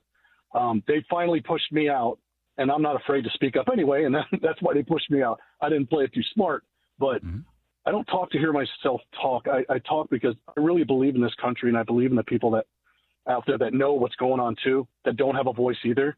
And I was telling Dan, I'm not as eloquent as you. You're a professional. People don't seem to realize how tough it is to do what you do, but you're very good. You're very smooth. And thank you for doing the show. You're really good. Is it okay if I give out my Twitter handle? I'm going to ask your permission first so people can tune in with me and see the things that I post, because they blocked me for a long time. They locked me out. And ever since Elon came on. Yeah. We're rapidly running out of time on this segment. I mean, I don't think there's a problem with that. Go ahead. Okay, and that's why I say that, because I know how this is. This is tough to do. I am the Sicilian, the double underscore, not one, the double underscore Sicilian, Sicilan, Sicilian, at, not Twitter, X, whatever. Right. And feel free, guys, add me up, ask me questions. But there's so much going on here that I know people know, but you really aren't grasping it, man. Well, hey Tom, let me. Go ahead. We've only got like a minute left. So give me your 45-second pitch. Like, tell me what's going on. It doesn't matter if Joe Biden is no longer able to remember his lines. Is what all they've done. Obama did it. The Bushes did it. You notice they speak. He can't remember his lines anymore. Yes, he's that incoherent. That's all he's doing is the talking points. He can't remember them anymore. You got to be smooth. You got to be polished. Donald Trump, he has stuff in his head, but he talks from the heart. He speaks from the heart, and he speaks from experience. And this is the first non-politician that we have had as a president since Reagan. And even Reagan did some politicianing after he got out of acting. But these men are speaking from their heart. They know what's going on. Donald Trump has known what's been going on because he is a businessman all over the world. If you can run big, huge businesses, you can run this country because it's one big business. All right, and we got to leave it, Tom. We got to leave it there. Appreciate it. The phone number 866-90-RED-EYE, 866-907-3339.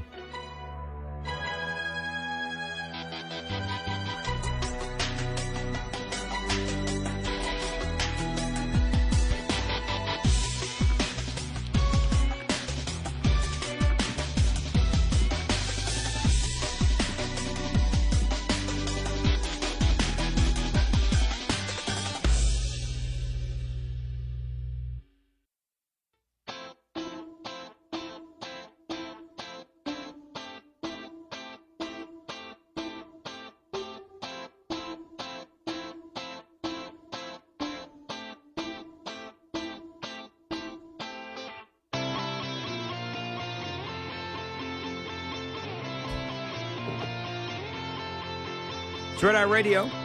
866-90-RED as a phone number. 866-907-3339. Dan Mandis here in for Gary and Eric. I want to play for you a piece of audio. And it's, I would say, it's one of my favorite pieces of audio as we were all talking about what happened in the debate on Friday. There was a lot of fun with Joe and Mika over there on MSNBC. And the more that you listen to this audio, the more you realize that those two, I think they've got kind of an interesting relationship. This is Joe and Mika, and they're talking about Joe Biden and, of course, what happened during the debate. Listen very closely. What are we supposed to do with that? I mean, see... What? People are actually voting. Is there really one person voting for that just guy? Foreign languages. How stupid would you have to be? Foreign. He can't complete a sentence. He can't complete a thought. Now, you would think that they were talking about Joe Biden, but that was actually Joe and Mika over there. And again, Morning Joe, MSNBC.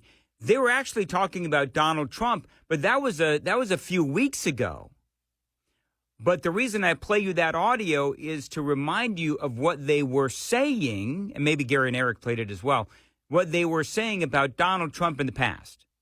Now, this is what they said about Joe Biden the day after the debate on Friday. He can't complete a sentence. Mm-hmm. He can't complete a thought. Now, that is, again, a reminder of what they were saying about Donald Trump. And now this is about Joe Biden. And I'm going to continue to move until we get the total ban on the total initiative relative to what we're going to do with more Border Patrol and more asylum officers. President Trump? I really don't know what he said at the end of that sentence. I don't think he knows what he said either. Look, We had the safest border in the history of our country. Yeah, they played the audio. That was the audio that they played, and then they talked about it. Okay, hold on a second. That I agree with everything you said, except for the last part of it. Everybody calm down, and I'll tell you why. I mean, it's fine to not spin what happened last night, and we're not going to. Again, by the way, he had Mika, a terrible night. Mika, everybody's calm here. No, you're the only one raising your voice. No, Everybody is calm here. But now there's a reason why this is my favorite audio from the aftermath of the debate, because you can tell that Joe Scarborough, because, Joe and Mika, they're married, right? You know that. So, and they co-host this show on MSNBC in the morning, Morning Joe. And you can tell that Joe is getting ticked at Mika because Mika's trying to get people to calm down because she feels like the Democrats are panicking. And Joe is like, people are not panicking. I would say to Joe Scarborough, Joe, yes, people were panicking, but you can also tell that I'd be willing to bet that it was a cold weekend in the Joe and Mika house. Only one raising your voice. Everybody is calm here. But again, it's the let's just immediately pull this. Let's end this. Let's find someone else. That's not what Mike said. That attitude toward this is what I am saying slow down on, because, again, there's no spinning it, but let's be balanced. Let's, for once, show some balance in a media world that is so shrill with imbalance that we've become inured. Now, what's so funny is there is no more unbalanced show than Joe and Mika on MSNBC. I mean, here's the thing about those two, is that they are unapologetically unfair to Donald Trump. They are unapologetically pro Joe Biden, which is fine. I mean, here's the deal, though. I don't know if I've ever actually heard them be fair to Donald Trump in the last probably 5 to 6 years. And so as Mika's going on and she's saying, oh, for once, can we finally be balanced? Joe Scarborough, then, of course, because Mika's being honest. I mean, Mika's actually calling out the media, the news media, for their lack of balance, which there is a lack of balance. And Joe Scarborough, again, gets all, what's the right word to say, confrontational with his wife. With imbalance that we've become inured to the difference between these two candidates. So let's put it this way. Gene Robinson, I'll go to you. Well, wait. I just have to stop you. First of all, we always show balance. Oh, you liar. We always show balance. So as funny as I found this bit back and forth, well, it wasn't a bit. I mean, they were having an honest discussion on the air. But for Joe Scarborough to say, we always show balance, that is as laughable as the people that are saying, oh, Joe Biden just had an off night. Oh, Joe Biden just had a cold. Oh, Joe Biden was over-prepped, which is another one that's out there today. That's probably what Joe and Mika will say. Oh, you know what? Upon further discussion and reflection, we believe that Joe Biden was over-prepped. MSNBC is not by any way, shape, or form balanced. Stop you. First of all, we always show balance. We are, yeah. Secondly, nobody's panicking. I said these were questions that Democrats and Joe Biden needed to ask themselves. And Mike said he missed one pitch down the middle after another and wasn't up to it last night. Right, okay. He said wasn't up to it last night. He said last night.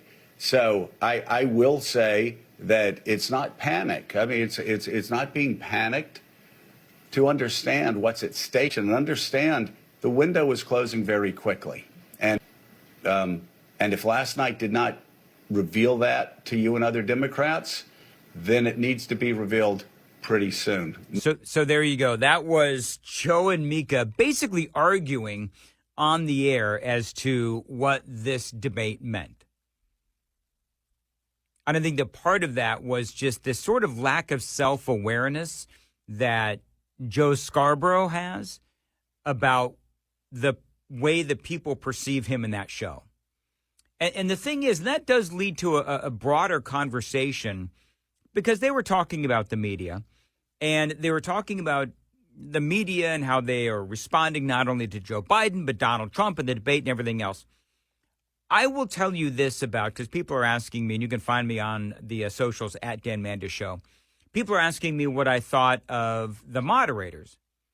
And I thought that Jake Tapper and Dana Bash, I thought they actually did a pretty good job. There was, I think, one part where maybe a couple of instances where Joe was struggling and they jumped in.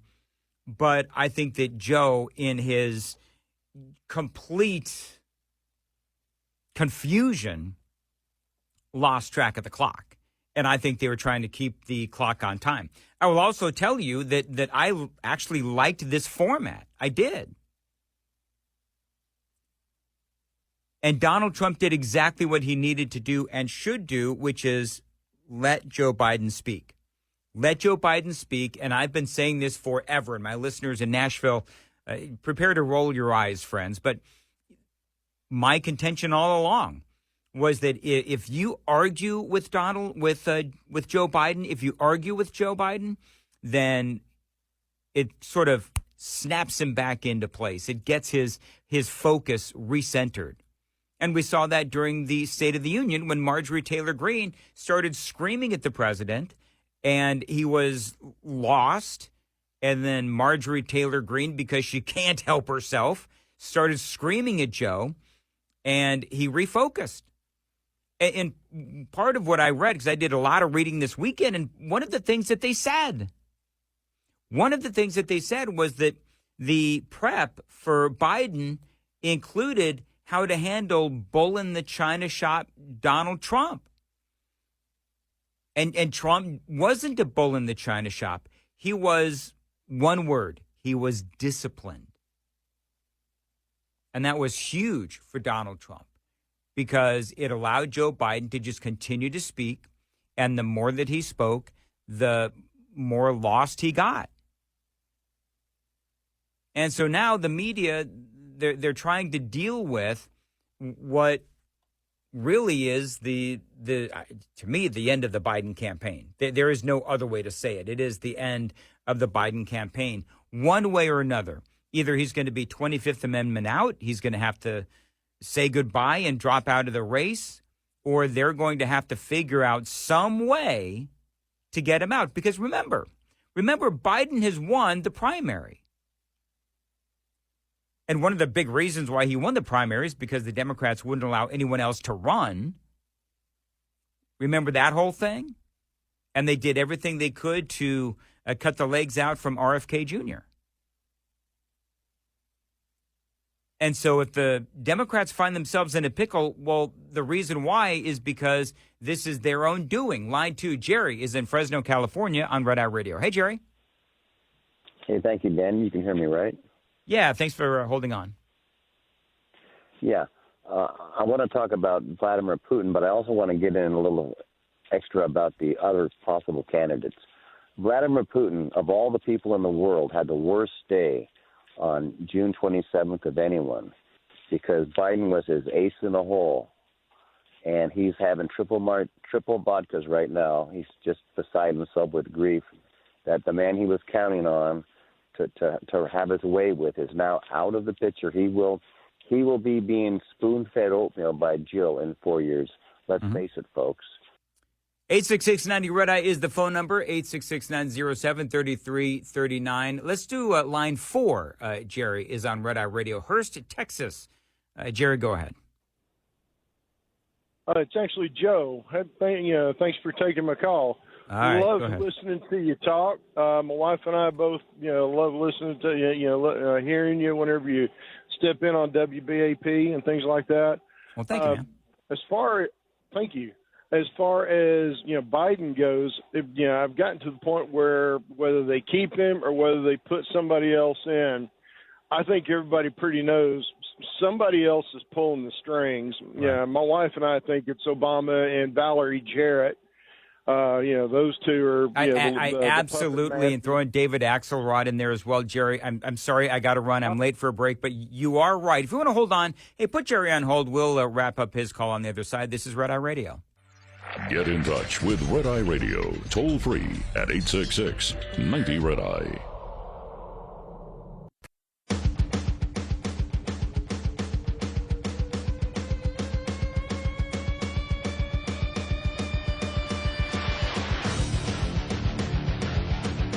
Phone number is 866-90-RED-EYE, 866-907-3339. I have an official talk show host kind of question today, and that is, do you want Joe Biden to remain in the race?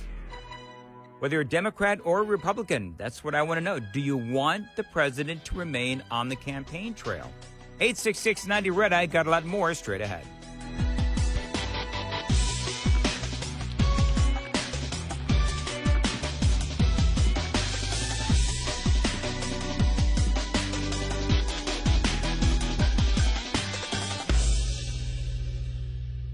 This is Red Eye Radio on Westwood One.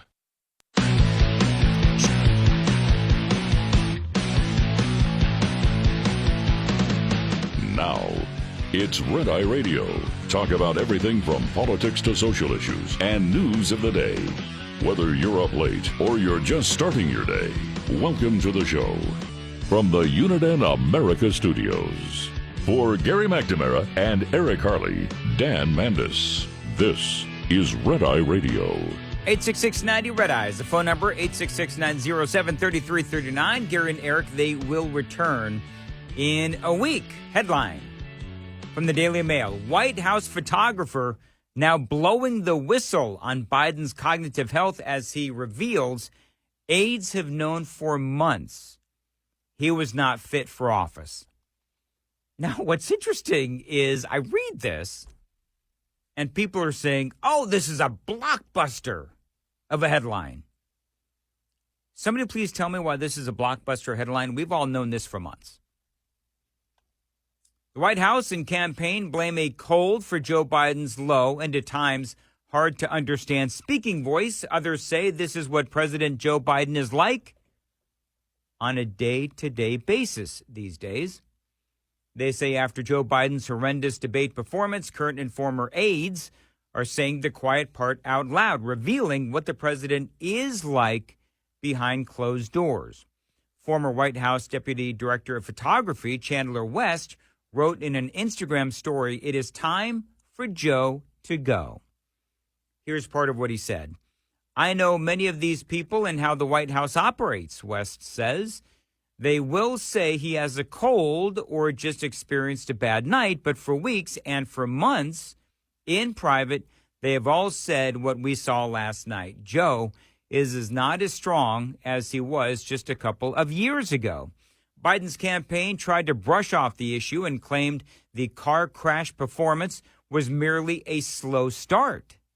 What they say. Clearly it's not. Vice President Kamala Harris was pressed in a tense post-debate interview on what Biden is like every single day. And Kamala Harris, as you more than likely know, she defended Joe at every turn. Now, Biden was out on the campaign trail over the weekend, and this is the audio bite that is on Twitter. This is getting a lot of play. I know I'm not a young man. State the obvious. I don't walk as easy as I used to. I don't speak as smoothly as I used to. I don't debate as well as I used to. But I know what I do know. I know how to tell the truth.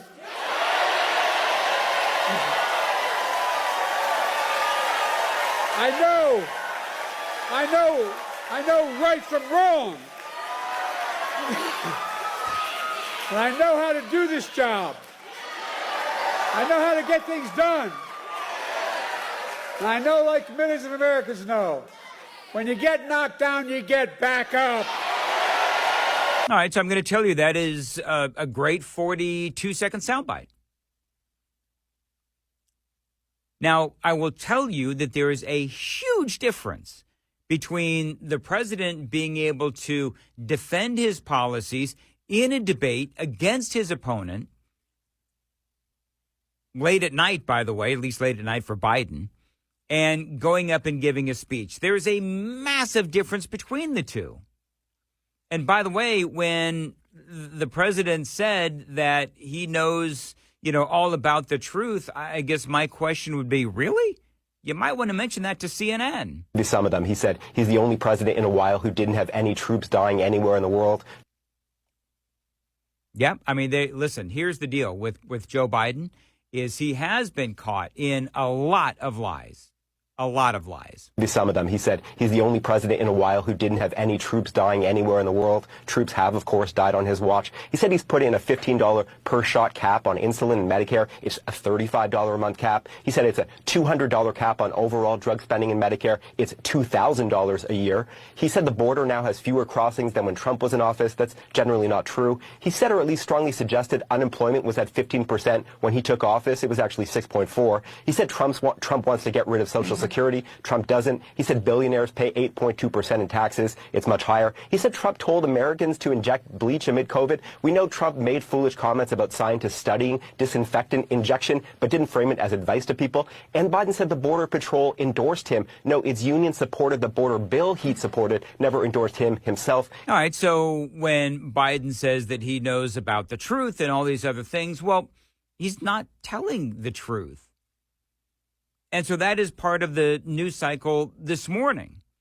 And so when you have the White House, somebody who's working as a deputy White House photographer, whatever it was, and he is talking about what the president is really like behind closed doors, well, I'm going to tell you that I don't believe that that is necessarily a blockbuster, although it is nice to have someone from within the White House actually tell the truth that we all know.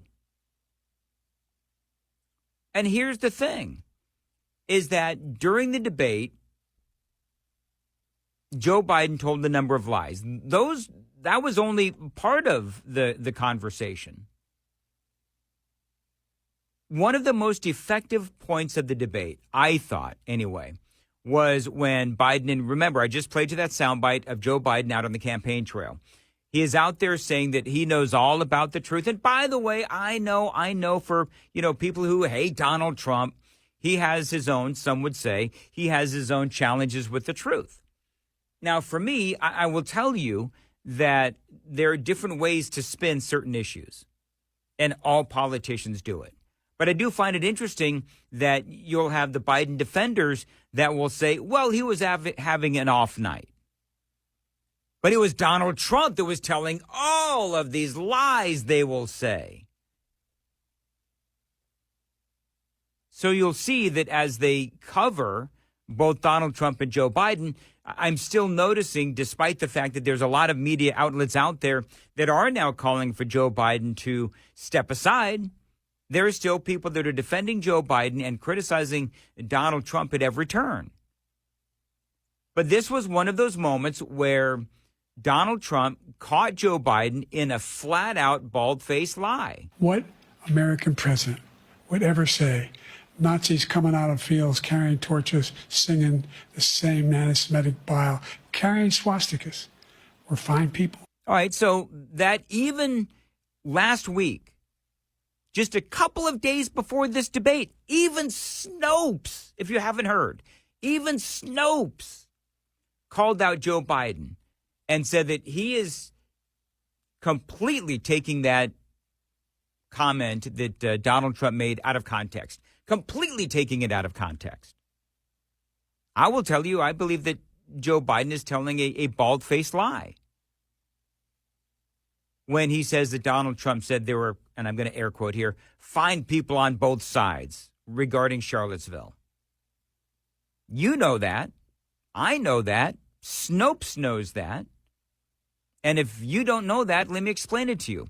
When Donald Trump said, and I'm again going to air quote, there are fine people on both sides, he was talking about the people in the park where they were considering, they're debating and protesting taking a statue out of the park. And there were some people, it was a Civil War monument or a Civil War statue.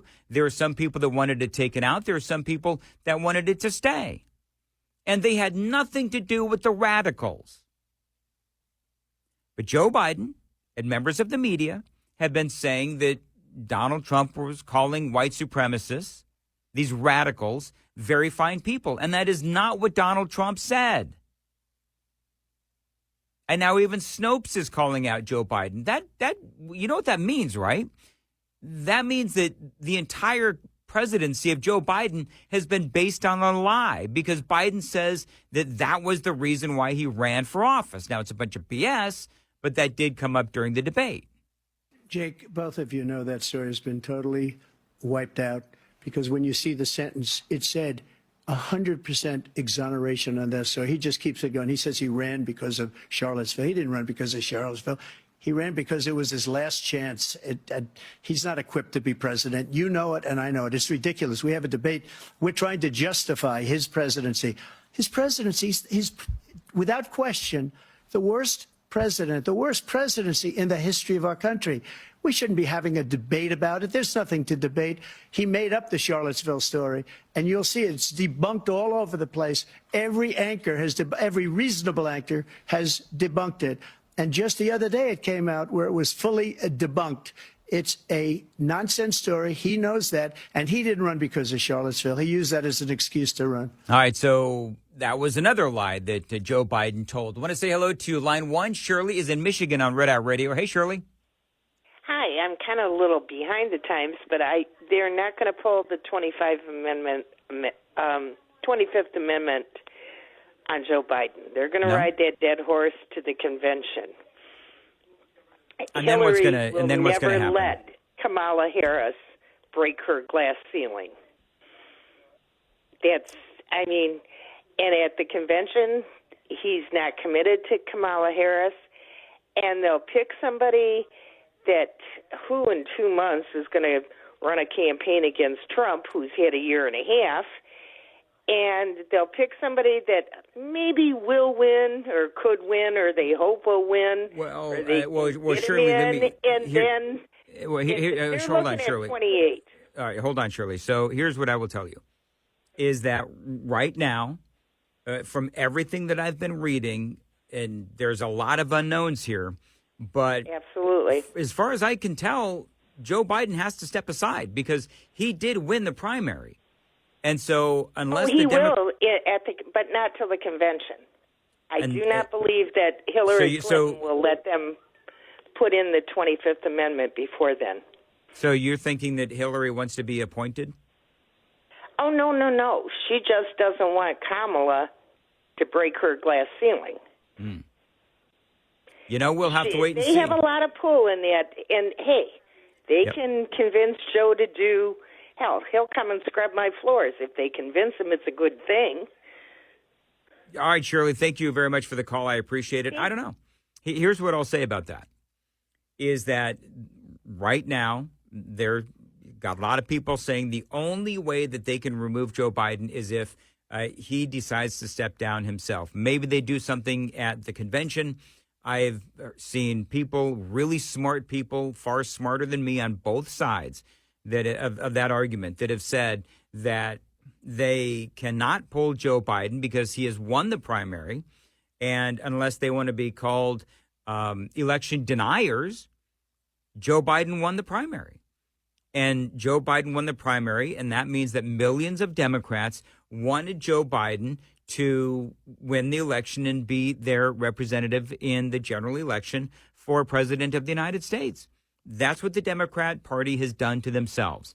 And so the question is, can they pull Joe Biden? Can they say, you know what? We don't want Joe Biden to be our nominee. Well, then what you're doing is you're telling millions of American Democrats that their voice and their vote does not matter. And so they do have to convince Joe Biden to step aside. And to do that, they've got to convince Jill Biden that her husband needs to step aside. The question is, will they be able to convince Jill Biden that her husband has to step aside? That's going to be a very interesting question. 866-9-DAY-RED-EYE is the phone number, 866-907-3339. August is in Michigan, line 3 on Red Eye Radio. Hey, August, go ahead. Hey, good morning to everybody. I think we all kind of know. Let's just be honest. Unfortunately, Biden's time is up. He's just not there. It's sad. I think it's elder abuse. And I think at the convention they should go with Newsom. If they want to have a good run, he's young, he's articulate, he can get the job done. Hey, August, let me ask you, because I believe, like if I was a Democrat, I would want Wes Moore instead of Gavin Newsom. And I'm going to tell you why. Gavin Newsom has been an absolute flippin' disaster for California. Absolute disaster. And Wes Moore, people say a lot of good things about Wes Moore. I think that Gavin Newsom, there is enough evidence that his policies have failed California. And I do believe that he got his tail kicked in that debate with Governor Ron DeSantis out of Florida. So if I'm the Democrats, I'm thinking, I know that Gavin Newsom has that $1,000 smile. I get it. But I think that the Democrats are talking about Wes Moore like he is the second coming of Obama. So whether it's Gavin Newsom, whether it is Wes Moore, either one would be a more formidable opponent to Donald Trump. And that's why it is my hope that they do stick with Joe Biden, but we'll have to wait and see what happens. And August, I do appreciate the call. Almost called you Gavin. I appreciate the call, August, and we'll return next on Red Eye Radio, 866-90 Red Eye. Brought to you by Hot Shot Secret. Hi, I'm Jen Loomis, a transport safety expert at JJ Keller, and I'm here to share a tip on speed and space management. When driving, you need to manage the space around your vehicle so that there's enough space to allow you to adjust when traffic conditions change. The space ahead of your vehicle is the most important and one of the easiest to monitor and adjust as needed. One rule of thumb is to allow at least 1 second for each 10 feet of vehicle length at speeds below 40 miles per hour. At greater speeds, add an additional second. It's impossible to keep other drivers from tailgating you, but there are some things you can do to make it safer, such as increasing your following distance, avoiding quick lane changes, and slowing down. There are also several things you should do to ensure that there is plenty of space between the side of your vehicle and other vehicles. Don't hug the center line, avoid hugging the right side of the road, and avoid traveling alongside other vehicles in strong winds, especially crosswinds. This tip was brought to you by JJ Keller and Associates. Visit us at jjkeller.com. Lines open for your calls. 866-90 Red Eye on Red Eye Radio.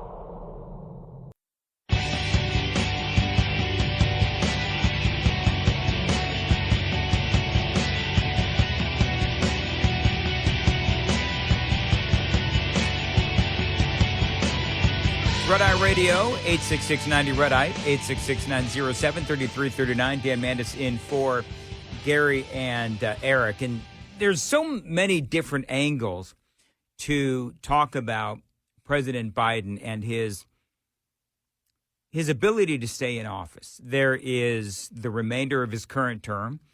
There is the campaign. There's the Democrats and their options. Right now, Joe Biden is in Camp David. And the question is, what is his family telling him to do? Where it is, and I've seen reports on both. His family saying that he should drop out, and I've seen Bill O'Reilly and I think one or two others saying that their sources tell them that Joe Biden is going to step aside. The reason why Joe Biden, they say, is going to step aside is because he realizes that the American people have watched him, and he was unimpressive.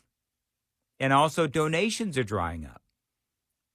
But that's a big question. And that's a question that, only the Biden insiders and the family of Joe Biden can make a decision for themselves. Very quickly, we've got, let's see here, Joe in Hurst, Texas, back with us. Hey, Joe, go ahead. Hey, Dan. I wanted to just kind of chime in and basically say that, the Democrat Party is getting to where it's almost like, the Dallas Cowboys. Doesn't matter who the head coach is, Jerry Jones runs that team. It's getting to where it really doesn't matter who the president's going to be, as far as if it's the Democratic candidate that wins, whoever's pulling the strings. And I think they're looking for somebody that can put a prettier face on the Democrat Party. to win the election, but also somebody that they can attach strings to and keep their control. Yeah, you know what? To me, they're clearly controlling Joe Biden. And by the way, Joe, I appreciate the call and appreciate you hanging on. And you're right. I think that for Donald Trump, I think he was spot on. Over the weekend, he was out on the campaign trail. And one of the things that the president said, and he's absolutely right, is that, yes, you've got the president. He's got a lot of problems, but don't forget that it is the policies of Joe Biden that has also been a complete and utter failure. This is former President Donald Trump. I'll play it after the bottom of the hour break. But, President Trump was out on the campaign trail this weekend, Joe, reminding people of just that. That is the policies that are destroying America.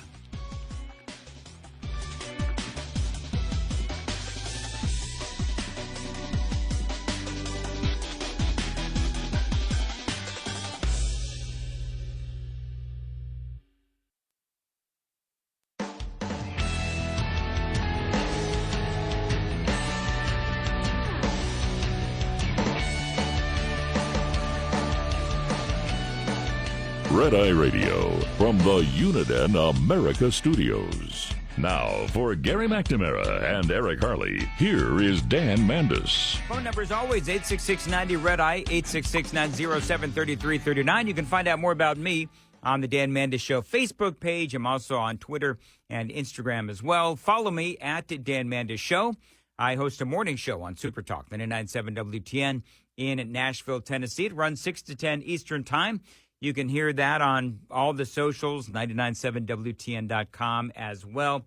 This is former President Donald Trump out on the campaign trail this weekend. Big moment for people with common sense that want to see America be great again, want to put America first.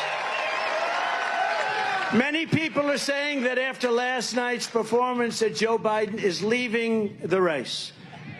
But the fact is, I don't really believe that, because he does better in polls than any of the Democrats they're talking about. You've seen that, Glenn. These polls come out with some of the names they're being, like Gavin Newsom. He can't run California. He's one of the worst governors.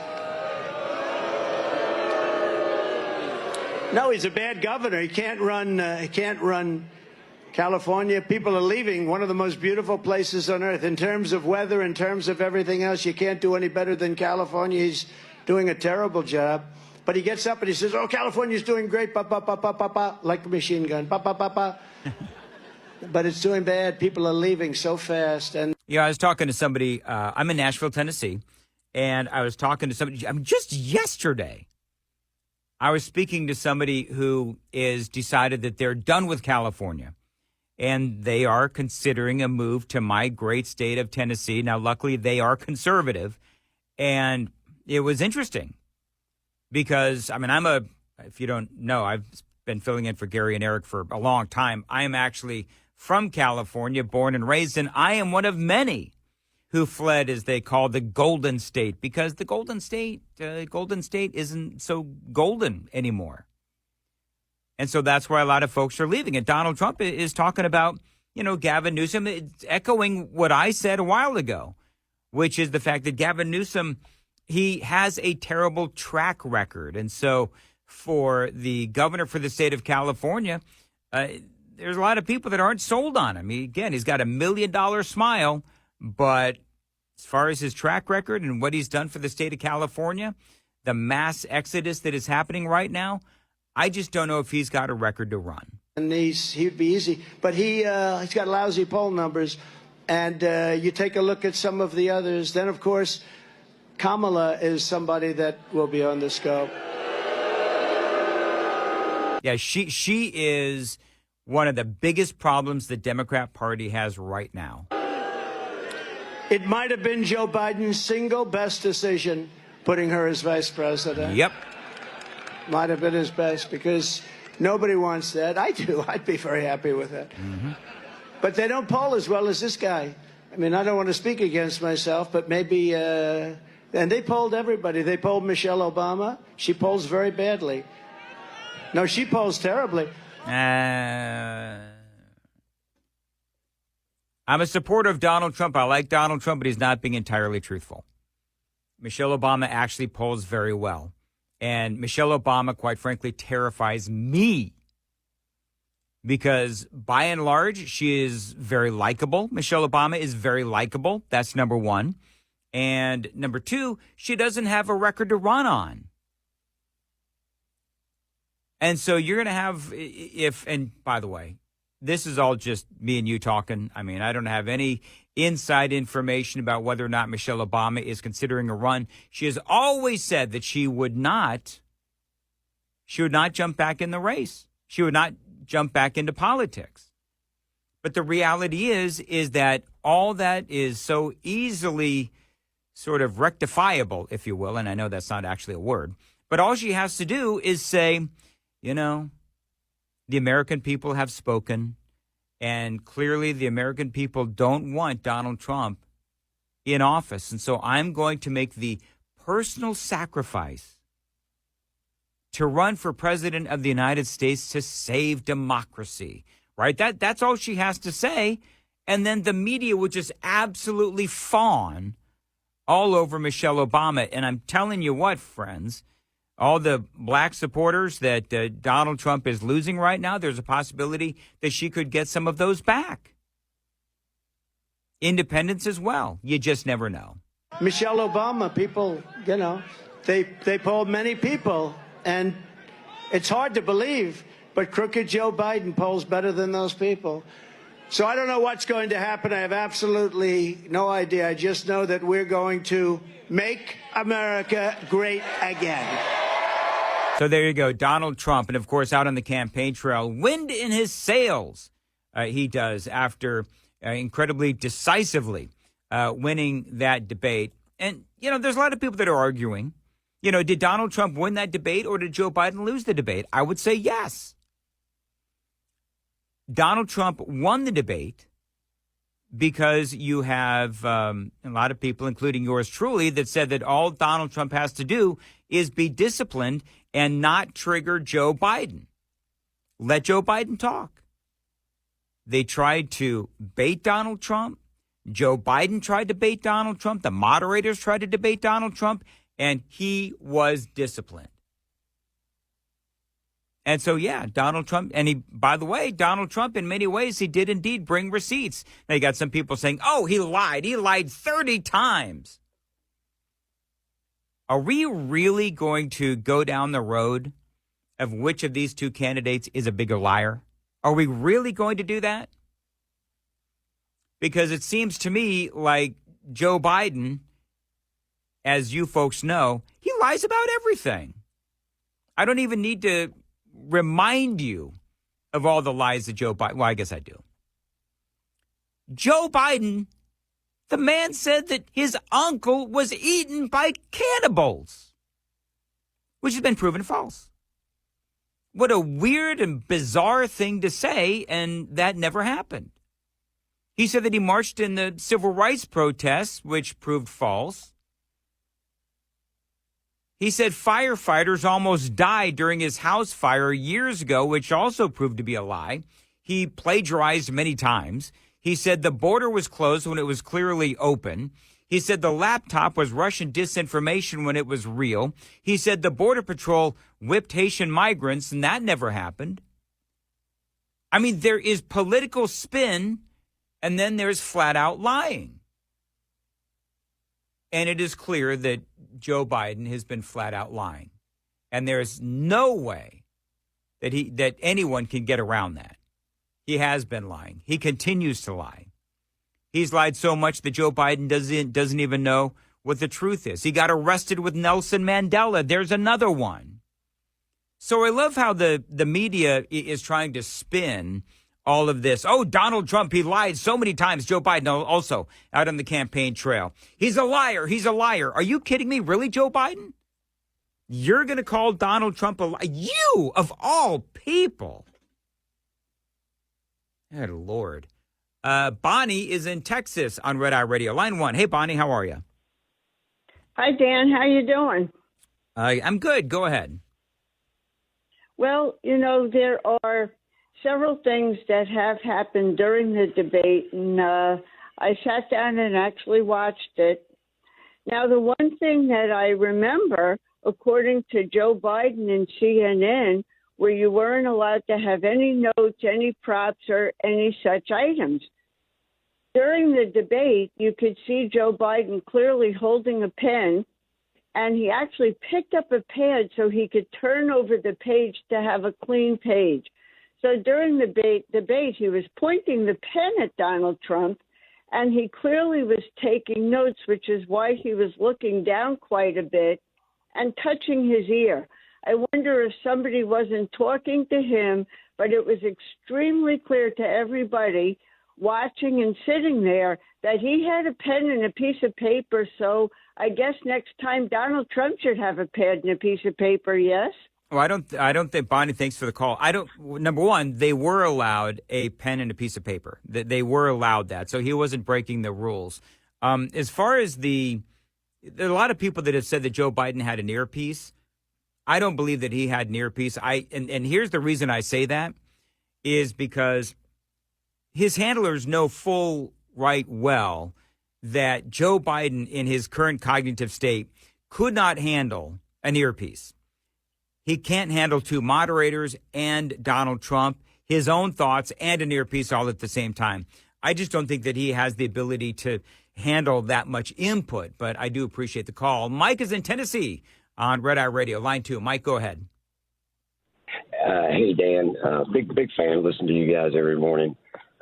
Going back to the telling the truth part, my wife and I were getting ready for church, and on the local news and Face the Nation this morning, they had several opportunities to compare the two's lies, but they never mentioned at all any of Joe's, not once this morning, any of Joe's lies. Only, I think, 3 they pointed out of Trump. So that gets me mad when they won't, when they're complicit in, being dishonest. Yeah. Well, you know what, though, Mike? We know that that's what the media does. And here's what I've decided about the media, and I came to terms with this a long time ago, Mike, and that is that you don't really have much as far as expectations go. I hold them in such a low regard that I'm never really disappointed because I expect the absolute worst from them, and that's what they give me every single time. Yeah, I'm surprised that the few of them did say anything at all about Biden. But thank you, man. You do a great job. All right, thank you, Mike. Appreciate it. And we'll talk to you in a few hours here in Nashville. By the way, he's talking about the media, and he's talking about how a few of them did say, some things about Joe Biden. Let me very quickly, let me see if I still got it. Because it was, let me see. Here it is. Let me do this. All right, so I want to play for you some of my own choice select cuts of the media in the immediate aftermath. And these are usually the people that are, Joe Biden defenders. This was Joy Reid. My phone really never stopped buzzing throughout. And the universal reaction was somewhere approaching panic. The people who were texting with me were very concerned about President Biden seeming extremely feeble, seeming extremely weak. Yeah, and of course that is because he was extremely feeble and extremely weak. This was Aaron Burnett and Chris Wallace. He goes through 6 days of preparation at Camp David. More than that. And they know the rules. It was more than a week. Okay, so more than a week. They know the rules. He practices with the mics. He knows every one of these questions is coming. And yet he couldn't fill the time. Now, I just want to, let's see what the White House is saying. Sources close to the White House are saying he had a cold, wasn't feeling well. I mean, as you would expect, that came out early on in the debate. But what accounts for someone with so much experience doing so much preparation and this being the outcome? Honestly, I think the question answers itself. He wasn't capable of doing any better than he did. This is Van Jones on CNN. He didn't do well at all. He did not do well at all. And he looked, I'll give you the analysis, kind of have the old man versus the con man. I can walk you through how I'm supposed to see it and say it, but I just want to speak from my heart. I love that guy. That's a good man. He loves his country. He's doing the best that he can. but he had a test to meet tonight to restore confidence of the country and of the base, and he failed to do that. And I think there's a lot of people who are going to want to see him consider taking a different course now. We're still far from our convention. Yep. Now, and again, I will say for the 90,000th time this evening, and you're going to hear a lot about this in the days and weeks to come, and that is that there's a lot of different opinions out there as to whether or not the Democrats can actually move on Joe Biden. Word is at Camp David, they're saying that the family is telling Joe Biden he's got to continue on. Others, though, reporting, and Bill O'Reilly is one of them, that are saying that Joe Biden will actually resign or simply not run for re-election, and he'll step aside. 866-90-RED-EYE is the phone number, 866-907-3339. Dan Mandis in for Gary and Eric. This is Red Eye Radio. Get in touch with Red Eye Radio, toll free at 866-90-RED-EYE.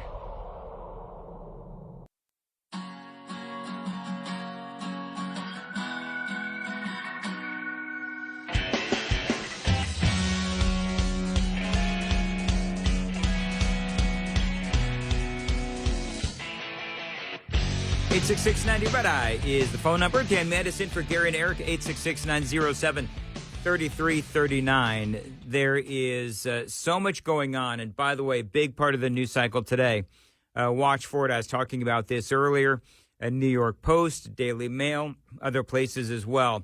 We're finding out more about just how far the insiders within the Biden camp are going to shield the president from White House staff, White House staffers, both in the Oval Office, and, of course, people who work in the White House as well.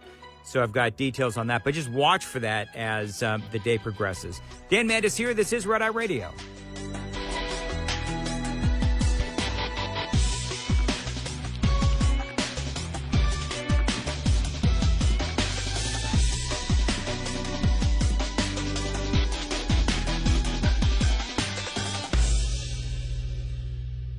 This is Red Eye Radio on Westwood One.